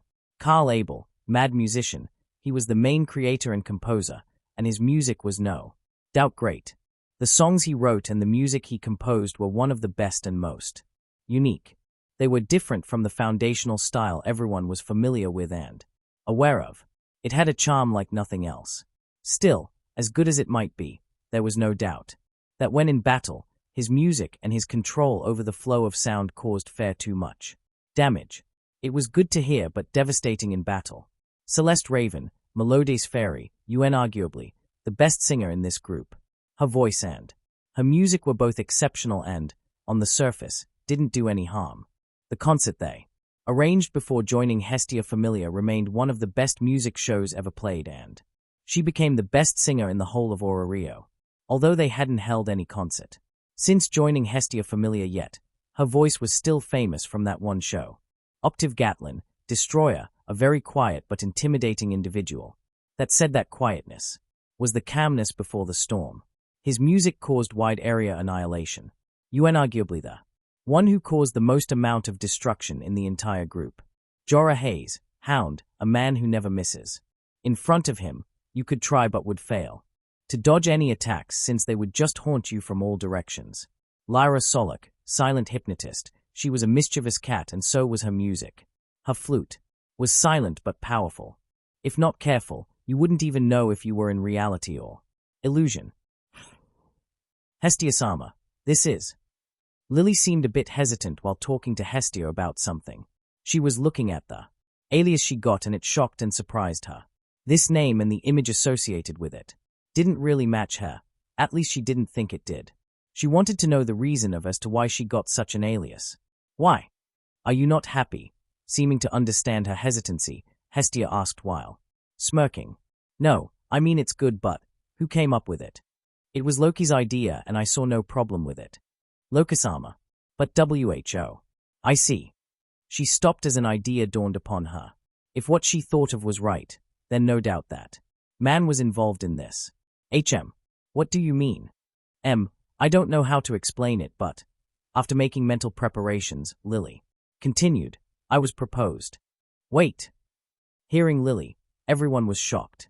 They were just debating over their aliases, but this one sentence from Lily overshadowed everything. Even Zoro was a bit startled, let alone everyone else. When? How did this happen? Hestia was most confused by this revelation. It appeared as if a bomb fell atop her head. One of her familiar members had been proposed and she wasn't even aware of that? It wasn't like she was possessive, well except for Belle, but still. She wanted to know who would propose Lily and why. This same question rang in everyone else's minds. It was before our battle with Ishtar Famelia. Finn Demian called me to a meeting. Wait, this time it was Leo's turn to walk in on the conversation. You mean captain of Loki Famelia? That Finn, for Leo, Finn was a role model. That was the truth and that remained the truth even to this day. Sure, he now saw Belle and Zoro as his role models as well, but mostly due to former's simplicity and willpower and latter's battle potential and ambition. Finn, on the other hand, was a living example of hard work and determination, one which had yet to be matched in his eyes. Yeah. What did he see in you, Chibisyuk, to have proposed? What do you mean? No, I mean, don't take it personally, but your statuses and even your familiars are so fair. Apart so. Wealth wasn't wrong, although it wasn't unheard of for members of different familia to marry. But the instances of that happening were too few and far between, although that might not be the case going forward due to alliances and stuff, but as of now, it was still too rare. Love doesn't see those things. It just happens. Isn't that right, Carl? Celeste looked at Carl with a glint in her eyes while Carl, oh yeah, sure, seemed a bit distracted. To him, all of this didn't matter. The only thing that was important to him was his music. As for things like love and marriage, he never gave them much thought. So, what did he say? Among everyone present, Emma was most curious. She was a young girl, very curious about this sort of stuff. She had heard many stories about love but never experienced it herself, so she was curious. Well, I wouldn't really call it love or anything. To me, it seemed as if he only wanted to be a beacon of hope for all Palams, and he wanted to leave that beacon of hope even after departing this world. Stopping here, Lily took a deep breath. For that purpose, he wanted to marry me since he saw bravery in me, or so he said. Well, in conclusion, He wanted for Palams to stand up once again on their feet and reclaim their glory of the past. Well, that is a very admirable goal. To shoulder the burden of an entire race. So, what was your answer? Nothing. I simply told him it wasn't yet time for me to be thinking about that stuff. Not yet. At least. Hearing this answer, everyone looked at Lily with strange gazes, irritating her to no end. What dash? Why are you looking at me like that? No, well, it seems to me as if you're playing him. Kind of like, wait for me, or something. Similar. Really? Yes. This time, everyone replied in unison. But I wasn't. Forget it. It seems his determination impacted your little heart so you couldn't decide right away. So, you didn't accept nor reject it. Seeing her conundrum, Hestia ended the discussion. On this topic, whatever was gonna happen would happen. If a time came when Lily wanted to leave with Finn, at least Hestia wouldn't stop her. Anyway, leaving that aside, you have your aliases and they're gonna stick with you. And Zoro and Belle, I'm sorry. I couldn't get a good one for you 2-inch, Hestia sighed, even though I tried my best, but they wouldn't budge. What she didn't reveal was how she almost went to blows with some of them, only to be stopped by Hephaistos and others. Doesn't matter. Call me whatever you want. You don't have to apologize, Hestia. I should be the one to apologize to everyone for all the trouble I've caused. Zoro remained nonchalant as always, but Belle seemed a bit sorry to everyone. Don't fret it, Vice Captain. It was a good experience and helped us a lot in breaking through that boundary. Jorah from the beginning only wanted strength. To be able to fight powerful opponents was his motivation, and that last battle was like a dream come true for him. At this sentence from him, everyone nodded. It wasn't really Belle's fault. The circumstances just made it all happen. Don't worry, Belle. They don't mean anything, just making fun of us. Damn them. Hestia gritted her teeth remembering last night. She really fought tooth and nails in order to get good aliases and yet wasn't completely successful. Sure, Hestia Famelia was strong but still fair from the likes of Grade A or even Grade B. Famelias, so the amount of respect they garnered was a tier below, so she couldn't really do much except for accepting.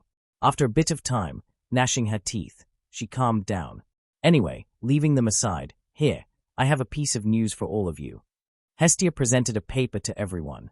It was golden in color with a guild stamp on top. Reading the contents made everyone understand its importance. This was a letter from Guild, directing them to their first ever official mission. A notice about an extermination squad that they had to take part in. This, isn't it only given to familiars with at least one LVL4 member? Lily. This was what confused everyone. It wasn't as if they had any problem in taking part. But the question was, why them? Are you really asking me that? Yes, it's true that there are rules, but sometimes there are some exceptions to those rules as well. Take Hephaestus Famelia for example. They are ranked despite not having the power to match one. The rule doesn't accept them as a ranked, but the exception does. They are an exception, and an exception is never a rule. So, we too are exceptions. Celeste. Indeed.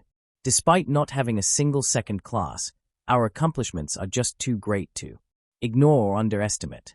I see, Lily. Now, get ready.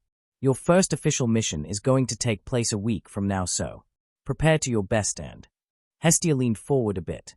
Show em. Yes, Mom. Oh. Barely at daybreak, in the distant east, the sky was a pale gray dawn color. This early in the morning, when only the chirping of birds could be heard, was a place from where sounds of iron clashing iron could be heard, loud and clear. This was a small smithy built in Hestia Famelia's base, bordering their training grounds. It was enough for one man to comfortably work in and stash away all their creations. Specifically, for that, a small stash could be seen present to the side, with wall. In this neat and clean smithy was Welf, busy in his work. He was a man with staunch resolution and great ambition. If not for that, he wouldn't have dared to make Hephaistos his life goal. An impossible mission, but Welf was determined to see it through. With the charcoal fire having lit, pumping the bellows during intervals, he continued to work. By himself. Right now, he was busy heating up a lump of high-class iron. Although weaker than the likes of orichalcum and adamantine, it was still a relatively better iron found on 20th floor. Onwards. Their goal given by the guild wasn't too hard, But it was no cakewalk either, especially when considering the lack of any second-class adventurer.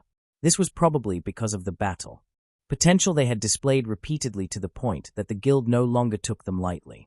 Their goal was to work with some other familiars of similar tier and stop a monster outbreak. In the Grand Tree Labyrinth, that place was one of the most hated by all adventurers. Sure, food could be found therein emergency situations, but the toxins spread from trees and plants made it almost impossible to fight for most individuals. After all, even if you were strong, being poisoned would affect you greatly regardless. On top of that monsters found there were also some of the very worst and highly incompatible with almost every non-mage adventurer. Hestia Famelia had fought their way to the very end of this labyrinth, but they did not explore the whole place, let alone conquer it. This was one place they didn't even think about conquering due to the environment, so even for them, this would be difficult since they would have to move around a lot, even to the most dangerous areas. All that said, before doing anything, they needed to be able to survive, and good weapons and armors were one of the best ways to go fair. For that purpose, Welf was in the process of preparing suitable equipment for everyone, and this one was the first. The iron lump had gradually become red hot. Seeing this, he brought down his hammer to start making a new weapon. This had specifically been requested Suu, whose gauntlets had broken a few days ago in the dungeon. When the hammer collided with the iron lump in continuous rhythm, it rang with a clear sound. Dong dong dong dong. One after another, his hammer impacted the lump of iron, turning it into a specific shape he desired. Sometimes strong, sometimes weak, each of these hits was accompanied by beautiful sparks. Time went on and on. Smithing was a dull process by nature, and most couldn't stand it, but for Welf, this was the only time he found peace and tranquility. It wasn't that he didn't like to hang around with others, but smithing brought him a new kind of joy, unmatched by anything else. Phew, clearing away his sweat, so much to do. Better complete this one before night. This was his part in preparation for their expedition. Everyone else was going about their own ways to prepare. Belle and Carl were off to the guild, talking to Aina to get some more info about those floors and monsters present there. Lily, Haraheim, and Suu had gone to Mayak Famelia for potions and other necessities to increase their odds of survival. Zoro had taken Leo and Emma to the dungeon to get them more experience and to gather required materials needed by Welf. Celeste, along with Octave, Jorah, and Lyra, had gone to Mag's shop for their equipment. Their musical abilities were based upon magic. In a way, their equipments were wands, musical notes were incantations, and the effect of said music was magic. To perform all these attacks, they needed to expend a lot of mental energy, and for that reason, they had put up an order in Mag's shop for musical equipment suitable for it. Till now they had been using normal equipment, but that presented a lot of limitations. It was the same as a mage using magic without a wand. The energy they would need to expand would be massive, while the effect would be reduced. For that reason, they had spent a lot of money to tailor this specialized equipment. With this, their overall combat power would increase by at least 30%, and the expended energy would be reduced by about the same amount. With this equipment in hand, they too were ready to tackle the dangers down below, and so was everyone else. A week later, overshadowed by grand trees, surrounded by greenery and flowers which gave off nice scent, were camps which could be seen standing, arranged in irregular order as far as the eye could see. This was a safe spot present on 23rd floor, as well as the only one of its kind in the entirety of Grand Tree Labyrinth. With area covering around 100 meters on all sides, this was a massive sized tree branch and the only place in the labyrinth where there were no monster spawns. Dungeon was a huge place with unknown number of floors, each of which was exceptionally deep and intricate. Each floor presented a sort of challenge by itself, and more than that, there were connected floors. These were few floors which hosted same environment and monster types, along with being connected with each through a direct link. The Grand Tree Labyrinth was one such combination, consisting of 5 total floors, starting from 19th through 24th. These floors had one thing in common, a link which was same for all. And that was a massive tree which spawned on 24th floor and came all the way up to 19th floor. With its branches spread around, covering all these floors, represented the best example of forest one could find in the upper portion of the dungeon. These floors were such that the walls, ground, and ceiling were made of wood, making it seem like the inside of a giant tree. Instead of phosphorescent light, radiating moss grew across the floors, giving them blue light. These floors contain many unexplored areas and a large variety of insect and plant-type monsters. The plant diversity on these floors often provided ingredients used to make healing items, which resulted in many resource gathering quests being issued for this area. The 24th floor by itself was massive, about half the size of Rio, with rare trees that produced valuable gems but were difficult to obtain due to being protected by a breed of lesser dragon-type monsters known as green dragons. These were the strongest creatures present in Grand Tree Labyrinth. As if the size wasn't enough, this was one of the most difficult parts to explore in dungeon. Most monsters present here possessed poisonous-related abilities, many of which could infect several individuals at once. The diseases caused due to these monsters were every bit as diverse as the plants present here. On top of that, there were several big and small swamps, which were difficult to perceive, causing many deaths throughout the year. Due to all these reasons, these floors remained the most uncharted in the upper region. This was another reason as to why most monster outbreaks occurred in these regions. Monster breaks were phenomenon where due to less activity by adventurers, overflow of monsters happened from time to time, causing monsters from lower floor to invade upper floors. In this case, monsters from Grand Tree Labyrinth had invaded 18th floor multiple times, until it got to the point that Guild was left with no choice but to send notice to several middle-class familiars, asking them to form an extermination squad with the sole purpose of wiping out as many monsters from Grand Tree Labyrinth as possible. Another goal they had was to explore unexplored areas of this region, in the case of which, if any new discoveries were made, the familiars to do so would be awarded by the guild. The number of familiars involved in this excursion amounted to around 15, each one being led by at least one LVL4. Hestia Famelia was the only exception, but no one underestimated them. Due to this, they had proven time and time again that levels didn't represent combat power, at least not in their case. Right now, their camps had been set and familiars had already been divided into 3 groups. First group served as vanguards. Their job was to explore, find, and exterminate stronger monsters throughout the labyrinth. This was the strongest group, consisting of highest level adventurers available.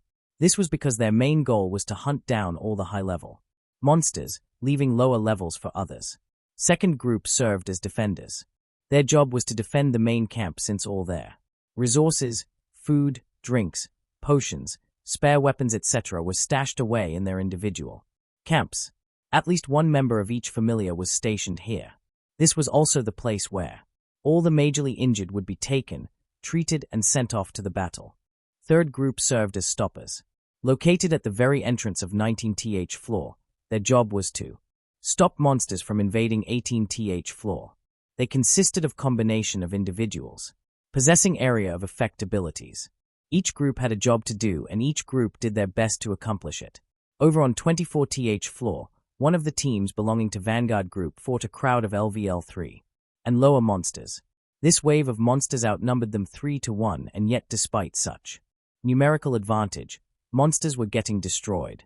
This was because this group consisted entirely of LVL4 and LVL3 adventurers. There wasn't a single LVL2 or lower adventurer here, and each of these individuals were veterans who had been in the dungeon at the minimum 3 years. This wasn't an easy battle, especially due to the appearance of 3 lesser dragons who led the charge. Right now, all 3 of these dragons were in the process of fighting a swordsman. Despite race and abilities, these lesser dragons were still on the losing end. 3 swords danced around with unmatched grace at difficult to perceive speed. They were so fast and irregular in attack patterns that even these dragons couldn't properly react in time, and were getting injured every single moment. Not long after the battle began, all 3 of these dragons perished. While this was going on, several other big and small battles had erupted between mortals. There were injuries on both sides, but monsters were getting punched back to the point of extermination. A few weaker ones managed to escape, but that could be excused. Phew. Finally. This is already the 3rd wave.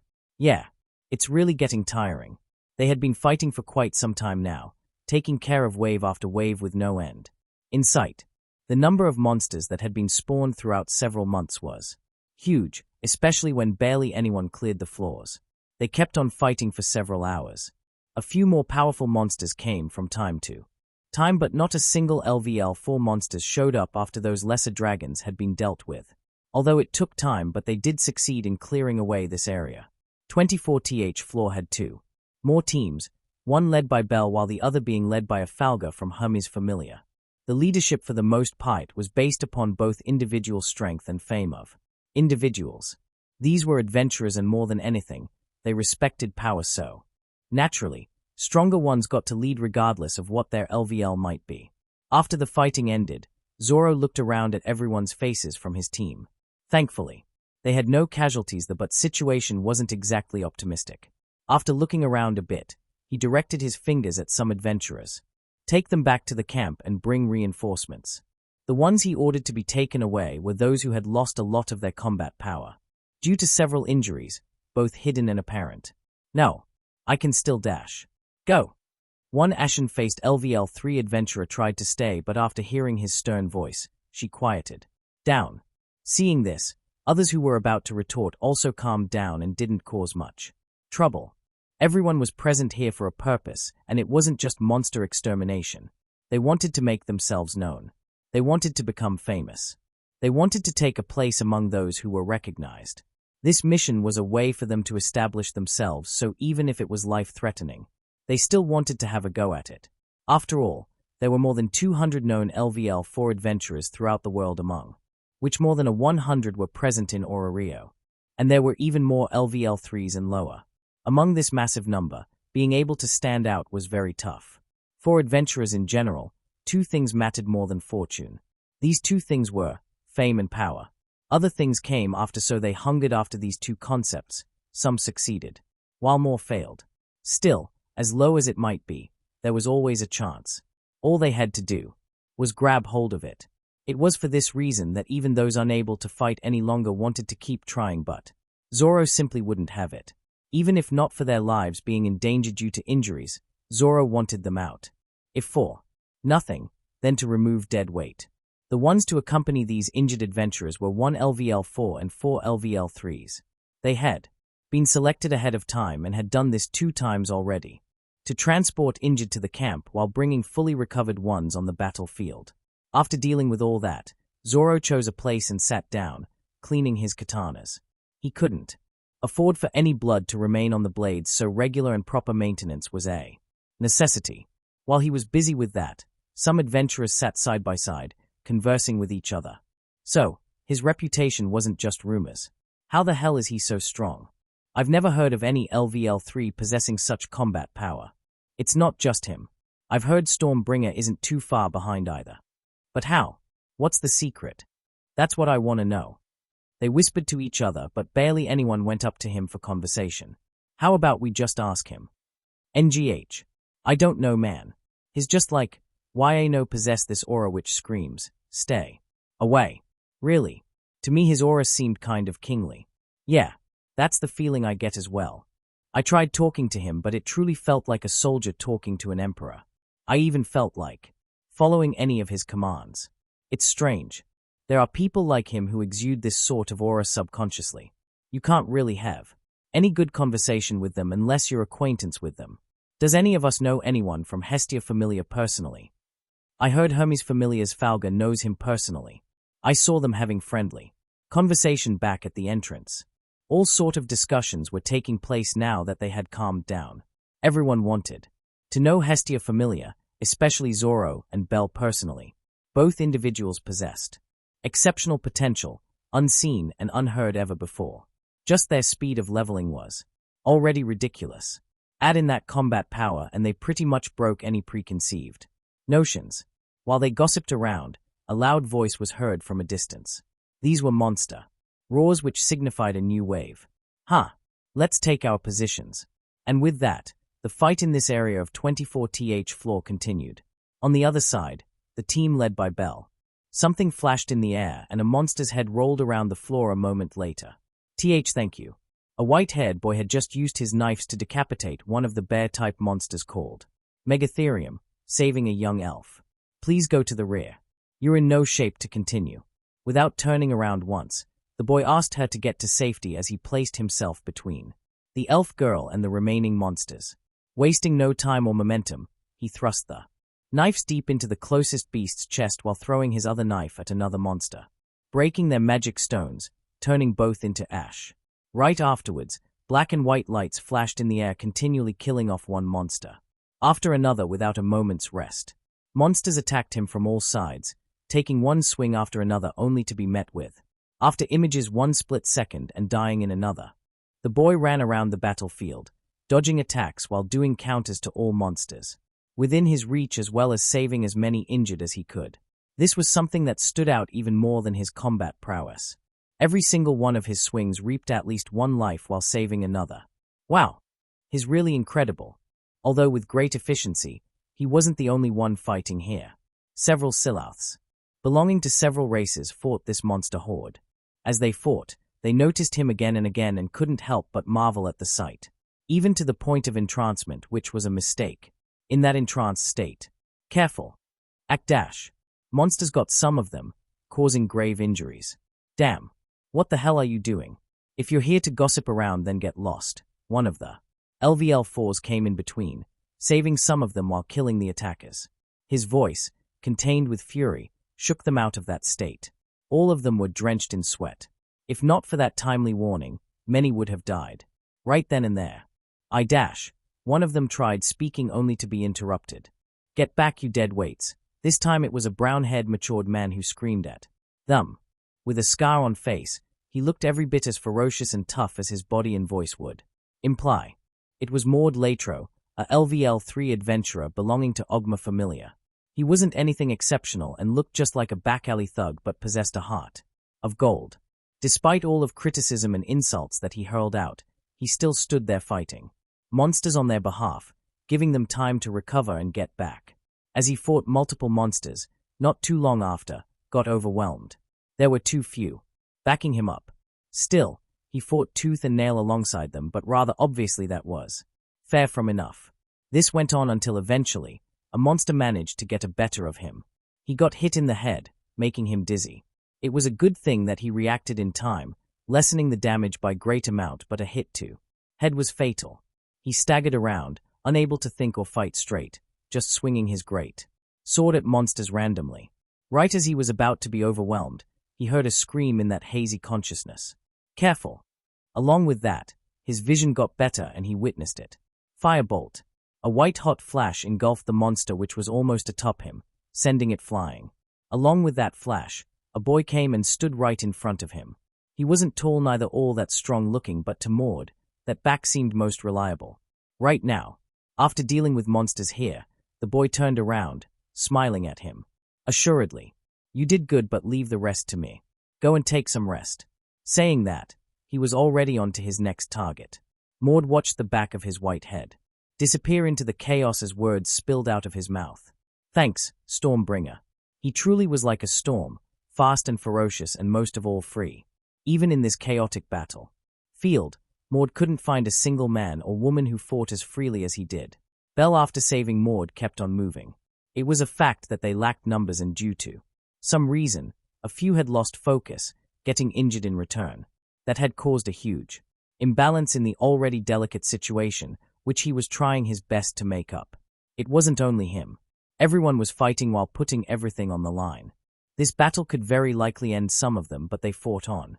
While the battle on 24th floor was in full swing, another battle was being fought just above. A battle of protection. Most of lower LVL adventurers had been stationed here, with few strong individuals to keep everything in check and to deal with any emergency that might arise. This was the battle to protect the only pathway to the 18th floor. Horde upon horde of low-level monsters besieged the place, trying to enter the upper floor. If talking in terms of pure number, then this was the greatest force monsters could put forward. But so was the case with Extermination Squad. Most LVL2s and LVL1s, with a few LVL3s, had been stationed here. Although weak and heavy hitters, they more than made up the numbers. On top of that, most individuals stationed here were those who were relatively good at defending while staying stationary. More importantly, many here possessed area of effect abilities, skills, and magic, so they were best to take out weak hordes. Damn, there's no end to them. This battle, like others, had been going on for a while now. They had been divided into 3 camps, using a triangular formation with one camp staying on each node and fought on right in front of the entrance. The centralmost group, which was also dishing the most area of effect damage, was naturally Orchestra. With new equipment, they were even more unstoppable than ever before. That said, unlike previous times, they weren't working in tandem as one unit but rather everyone was dealing with monsters on their own, in their own way. This was because of Zoro. He had told them to polish their abilities on individual level. This wasn't the first time of this happening either. Most of the time, they worked as individuals while in the dungeon, and they had seen exceptional results through this route. Working individually allowed them to master their strengths, so once together, they could bring more to the table than ever before. This was especially the case now since Carl had envisioned a new technique which once used could become their very best to date.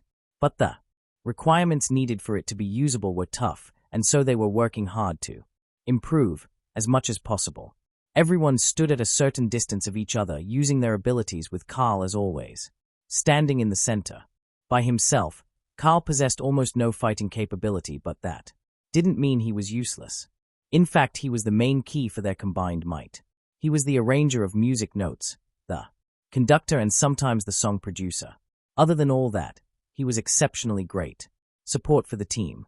His right of conductor skill, once activated, could passively increase the power of all abilities related to sound, along with allowing him to control the flow of sound waves.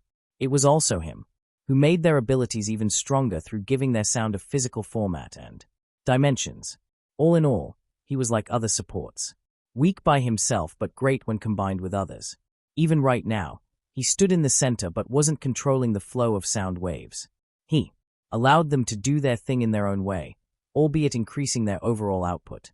The distance his skill could cover was about 100 meters, with him in the center, so all of orchestra members within that range were being passively buffed, giving great boost to their overall individual. Looking at their fight, few adventurers who were resting and recovering right now looked on in wonder.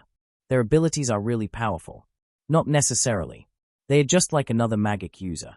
The greater the control of caster, the greater the power he could produce. Hearing this answer, the human male who spoke before quieted down, pondering for a bit. He, too, was a caster, though not as good as the elf who answered him. After a while, he spoke up again. But still, just look at them. Their abilities are both invisible and penetrable.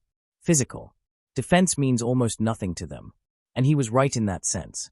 Seeing them conversing on the topic, another human turned towards the side of battlefield. It's not just damage they are dealing, but look. It was a very strange sight, one no one had seen before. There, monsters were fighting other monsters, killing each other, and all of this was happening due to a catgirl of short stature. That catgirl was using a flute, and she was very good at it. The music she produced was very nice to hear, one so enchanting that even these few individuals sitting at a distance felt entranced, being able to hypnotize through sound. That's a very troublesome ability. Hearing this, everyone nodded in agreement. And it's very diverse. Everyone there possesses a different but strong ability. Female. Palum. Like it was at one side of battlefield where monsters fought each other, another side was doing equally great. A werewolf was present there, but unlike the catgirl who stayed stationary for the most part, he continually moved around, especially his arm holding the violin bow. In quick succession, he produced notes, some short while others long, but every note produced by him came with a screeching sound, as if a blade was cutting through the air. Every single note that he produced injured and sometimes killed at least one monster in the way. As if that wasn't enough, due to quick and continuous movements, he was killing monsters at insane pace. It was as if multiple invisible blades were slashing through monsters left and right. Whichever direction he turned to would become a scene of massacre. It was both frightening and surreal at the same time. If the werewolf possessed exceptional killing power, then the Boaz, standing a bit far away, possessed by the far greatest destructiveness in the group. The scene there was wild and extremely energetic. The sound of his drum beats up the momentum of the entire battlefield, along with killing hordes upon hordes of monsters. Every time when too many monsters got together in one place, he would rush over and annihilate everything. A 10 meters radius around him was the absolute death zone, although the distance covered By him couldn't be compared to the werewolf, but the destructive power surpassed the later. By fair, powerful sonic vibrations filled the air around him, destroying everything, monsters and moss alike. These vibrations also acted as a force field which protected him from poisonous gases and such, so he just ran around without a care in the world. And then last but not the least, perhaps the most inconspicuous, was the elf. Unlike the other three whose music could at least be heard, hers was completely inaudible. Their ears simply couldn't pick up anything. Forget other things, they couldn't even sense vibrations in the air. But that didn't mean she wasn't doing anything. Seeing things which were taking place, a dwarf holding a battle axe spoke up. I would say, she's the most dangerous in that group. Hearing this dwarf, a human standing not too far away couldn't help but be shocked. What? And it wasn't just him. There were few others who were equally shocked and couldn't help but ask, even more so than that hypnotist. Their shock was valid. From their perspective, it was the hypnotist who was most troublesome. If not prepared, your own comrades could die by your own hands. An ability like that was too powerful, and yet this dwarf was saying she wasn't most dangerous. That dwarf was probably insane, or so everyone thought. Seeing their disbelief, another elf interjected. I don't like to admit it, but he's right, you know. The one who spoke up now was a rather famous name, so could be more trusted. That hypnotist can still be stopped with enough mental preparations, but as for that elf... She looked over at the carnage that was taking place. It was silent around that elf when compared to her other comrades, but she too was playing an instrument, a hand-held piano. The only difference was, nothing could be heard from whatever she was playing. This was an important thing to note, since she was considered to be amongst the best pianists in whole of Rio. She had performed alongside others on the big stage, and her skills with piano were superb, one everyone could hear and everyone appreciated, but here, it was complete silence despite her playing it. It was probably due to some skill or some other reason, but whatever the case, despite not hearing it, what she was doing could be the deadliest. It was because monsters around her weren't hypnotized or hacked apart or destroyed, but rather, just died. There was no physical injury, or at least none could be seen on the surface, but some monsters just kept on dying mysteriously, and others who didn't just die still coughed blood for no apparent reason. Silent infiltration and destruction from inside out, eh? At least if it were me, I wouldn't even know what happened and how it happened, let alone designing countermeasures. Yeah, that one is impossible to defend against through common means. That Famelia is filled with monsters, each deadlier than the other. Silence prevailed after these words were said. These were the type who could not be made enemies, only friends. After a while, once everyone had almost recovered. Phew, if everyone's healed, then let's get going. Need to get some credit. They headed out. As powerful as the orchestra was, there were still some limitations, and the greatest was stamina. They wouldn't be able to keep this up for long, and this was known by everyone. They knew that sooner rather than later, orchestra would need to get a good rest. At that time, it would be them who'll have to deal with these hordes. Orchestra could stop such a big force, but were they themselves up to the task? That was something they would have to find out. 23 Road Floor, Main Camp. This could be considered the headquarter of the entire operation taking place. Things here were every bit as busy as things on the battle field. Albeit not focused on direct combat, but people kept on coming and going, in and out almost all the time. Every hour, some injured would be brought inside for treatment, while who had recovered and were fresh would be sent out to different... There were several battlefields, the most dangerous and power-heavy being the 3 spots on 24th floor. 3 groups which took on the most heavy hitters among monsters. That place was the focus of headquarter, but others weren't put on the back burner either. This was the main camp, the place where all the planning took place. How many people would be sent to which battlefield? Which place had been secured and which place still needed to be secured? How many casualties there were and how many could no longer fight? Which strategy was best at which place and which one has failed? Other than that, resource management, food hunting, merit list, documentation, etc. were all the things handled here. Every Famelia had at least one member being part of the temporary formed council which decided all these matters. Unlike the battlefield, what mattered here wasn't power but rather brains. Whoever showcased greater thinking ability would get to have a say. Whoever's strategy made most sense and was successful would get more credit. This was the place where brains beat brawns, and the one leading here was Lily. This was because her strategies had worked in their favor along with saving many other lives. It was her who decided the group's formation. It was also her who assigned members to certain groups while keeping everything in balance. It was also her who designed important battle formations to deal with monster hordes. It wasn't as if none of her strategies failed. They did, but most of the time, it was due to irregularities. Yet even in that case, she remained level-headed and didn't work impulsively. Her quick wits and thinking had resulted in the extermination of 3 irregulars to date, although it couldn't be denied that most of this was because of Hestia Famelia itself. They themselves were more irregular than any monster, a fact Lily had taken full advantage of. Everyone understood that, but that didn't affect her negatively. In fact, it was taken as positive, since she was able to make use of them in such a spectacular manner. After a meeting ended, she came back to her tent for a bit of rest. She was mentally exhausted. Seeing her sigh, Emma, who had stayed behind to look after logistics, came to her. Was it that tiring? What do you think? They are adventurers through and through, Lily said, gnashing her teeth. The reason was some of the proposals which had been thrown around. They were so stupid that she felt like hitting a tree and die.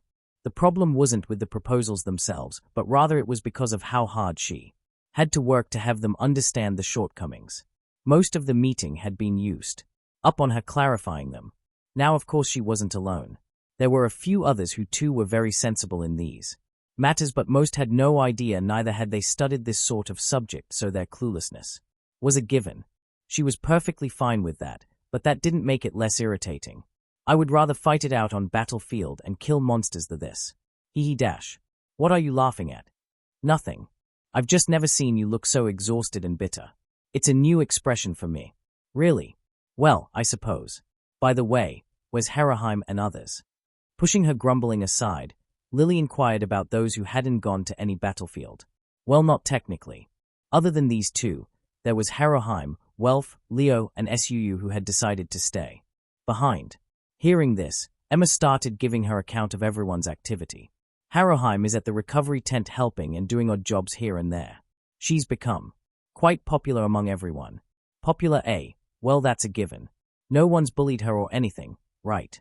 None. Good. They know their limits. I know about Leo and Suu, but where's Welf? He suddenly left the battlefield. Leo, Suu, and Welf had volunteered to stay behind alongside many others. This was because a strong force was needed to defend the camp and procure food, etc. Their job was to clear away any monsters which spawned too near the camp, and they had fought multiple times by now. Although not against hordes, but they had given their best to deal with any dangerous elements. Even right now, both Suu and Leo were stationed just outside the camp with many others. Except for Welf. Lily knew Welf's character well, so she was certain he wouldn't run away from battle. In fact, that fellow, despite being a smith, or perhaps due to being a smith, loved a good battle, and yet, for some reason, he'd left the battlefield. This news reached her during meeting, so she couldn't contact him right away. Welf is. Seeing her hesitance, Lily got curious. What's the matter? On her urgence, Emma finally opened her mouth. He's opened up a smithy here. What? Smithy? In the dungeon? Yeah. He said that would be better given current situation. Is that so? This was something new for her. A smithy in the dungeon. She'd never heard of that, but it did make sense. Where is he? I got to go and warn him right away. Warn him? About what? Emma asked curiously. He was still within the camp, so there shouldn't be any problems. What do you mean, what? Of course it's regarding money. If he wants to repair equipment, then so be it, but money should be made where it can, no matter how small. Would that be all right? Why wouldn't it be? Come now. Don't waste time. Let's go. And with that, Lily took the lead, with Emma walking a step behind, giving her verbal directions while everyone else looked on. This battle had just started and was far from over, but everyone hoped to end it as fast as possible and return home. 2 days later, everything was finally finished and taken care of. The monster overflow would keep happening time and times again, but at least this one had been dealt with. There were some casualties along the way, but that couldn't be avoided in such chaotic battle. It's finally over. Belle gazed at the excited crowd as they packed up their stuff and left one by one. Zoro, who'd just woken from his nap, came beside him, also gazing at the mod. Without as much as looking at Belle, he spoke. It's not This was just the beginning. We have much more to do, and compared to that, this is nothing. Hearing his words, Bell contemplated a bit. He'd thought he accomplished something great. But now that he thought back, nope. He hadn't accomplished anything too monumental. All he did was lead a team of different Famelia members and kill monsters. That was it. He wasn't the first one to do that, nor would he be the last. The road ahead was still vast, filled with uncertainties. I will keep that in mind. Good. As the two conversed, everyone from Hestia Famelia was also busy in packing everything. Although they weren't in as much of a hurry as everyone else, nor could they hurry. This was because every now and then, someone would come to thank them for various reasons. Other than thanks, they would also shower Hestia Famelia with few praises and would leave only after told to leave. Everyone wanted to establish connection with this upcoming Famelia, which showed exceptional potential and growth. And there were also those with no ulterior motives. They simply came to show appreciation and their heartfelt feelings. There were even those who showed desire to marry Haruheim, only to be rejected. The words she used to reject were, "My heart belongs to someone else." After a few rejections, no one else came to propose. Those who came gave their greetings and left. It took time, but finally Hestia Famelia too got the time to arrange everything in order in their backpacks and left for the surface. "I'm so tired, Leo. Keep up. You can rest all you want once we're on the surface, Emma." "Huh. And how long is that gonna take, SUU?" "Shouldn't be longer than a few hours, Lily." As they walked while conversing, over on a distance shouting could be heard. "Ah!" And they saw it. Something falling to the floor after being bit by a roaming firebird. It sounded like a person. Seeing this, Bell sprang towards the firebird, brandishing his knives. He sprinted and once, within distance, slashed with his knife. The blade moved like white splash, leaving an afterimage behind as it split the firebird in two. After dealing with the firebird, he turned around. Hunching over, he spoke with as soft a voice as possible. "Are you Auric Dash?" But he couldn't complete his sentence. What he saw left him stunned. By that time, everyone had come over and they too were shocked by what they saw. The end. Finally, another chapter done. This was a long one since I wanted to cover many things at once. This was, as everyone should be able to guess, a setup chapter. It was also the one where some of the forgotten character got a highlight, both in terms of character and combat abilities. Well, yeah, less of character and more of combat, but I'll keep developing them bit by bit, without making it too cumbersome. Other than that, one of my personal wishes has come true. A wish to somehow introduce Maud in the story. I need this guy for some moments later, and now was the best time for his introduction. Also, this chapter took place mostly in dungeon. Perhaps this is the first with so much focus on inside dungeon battle or war, something I've been wanting to do for long. As for why I went this route, those who understand can guess the reason. Those who don't will find out soon, in probably the chapter after the next. Anyway, what do you think about their aliases? And any other idea of how to go forward from here? Do present them. Regards. This will be for today. This is the last part of this video. Please have a look at the other videos for entertainment.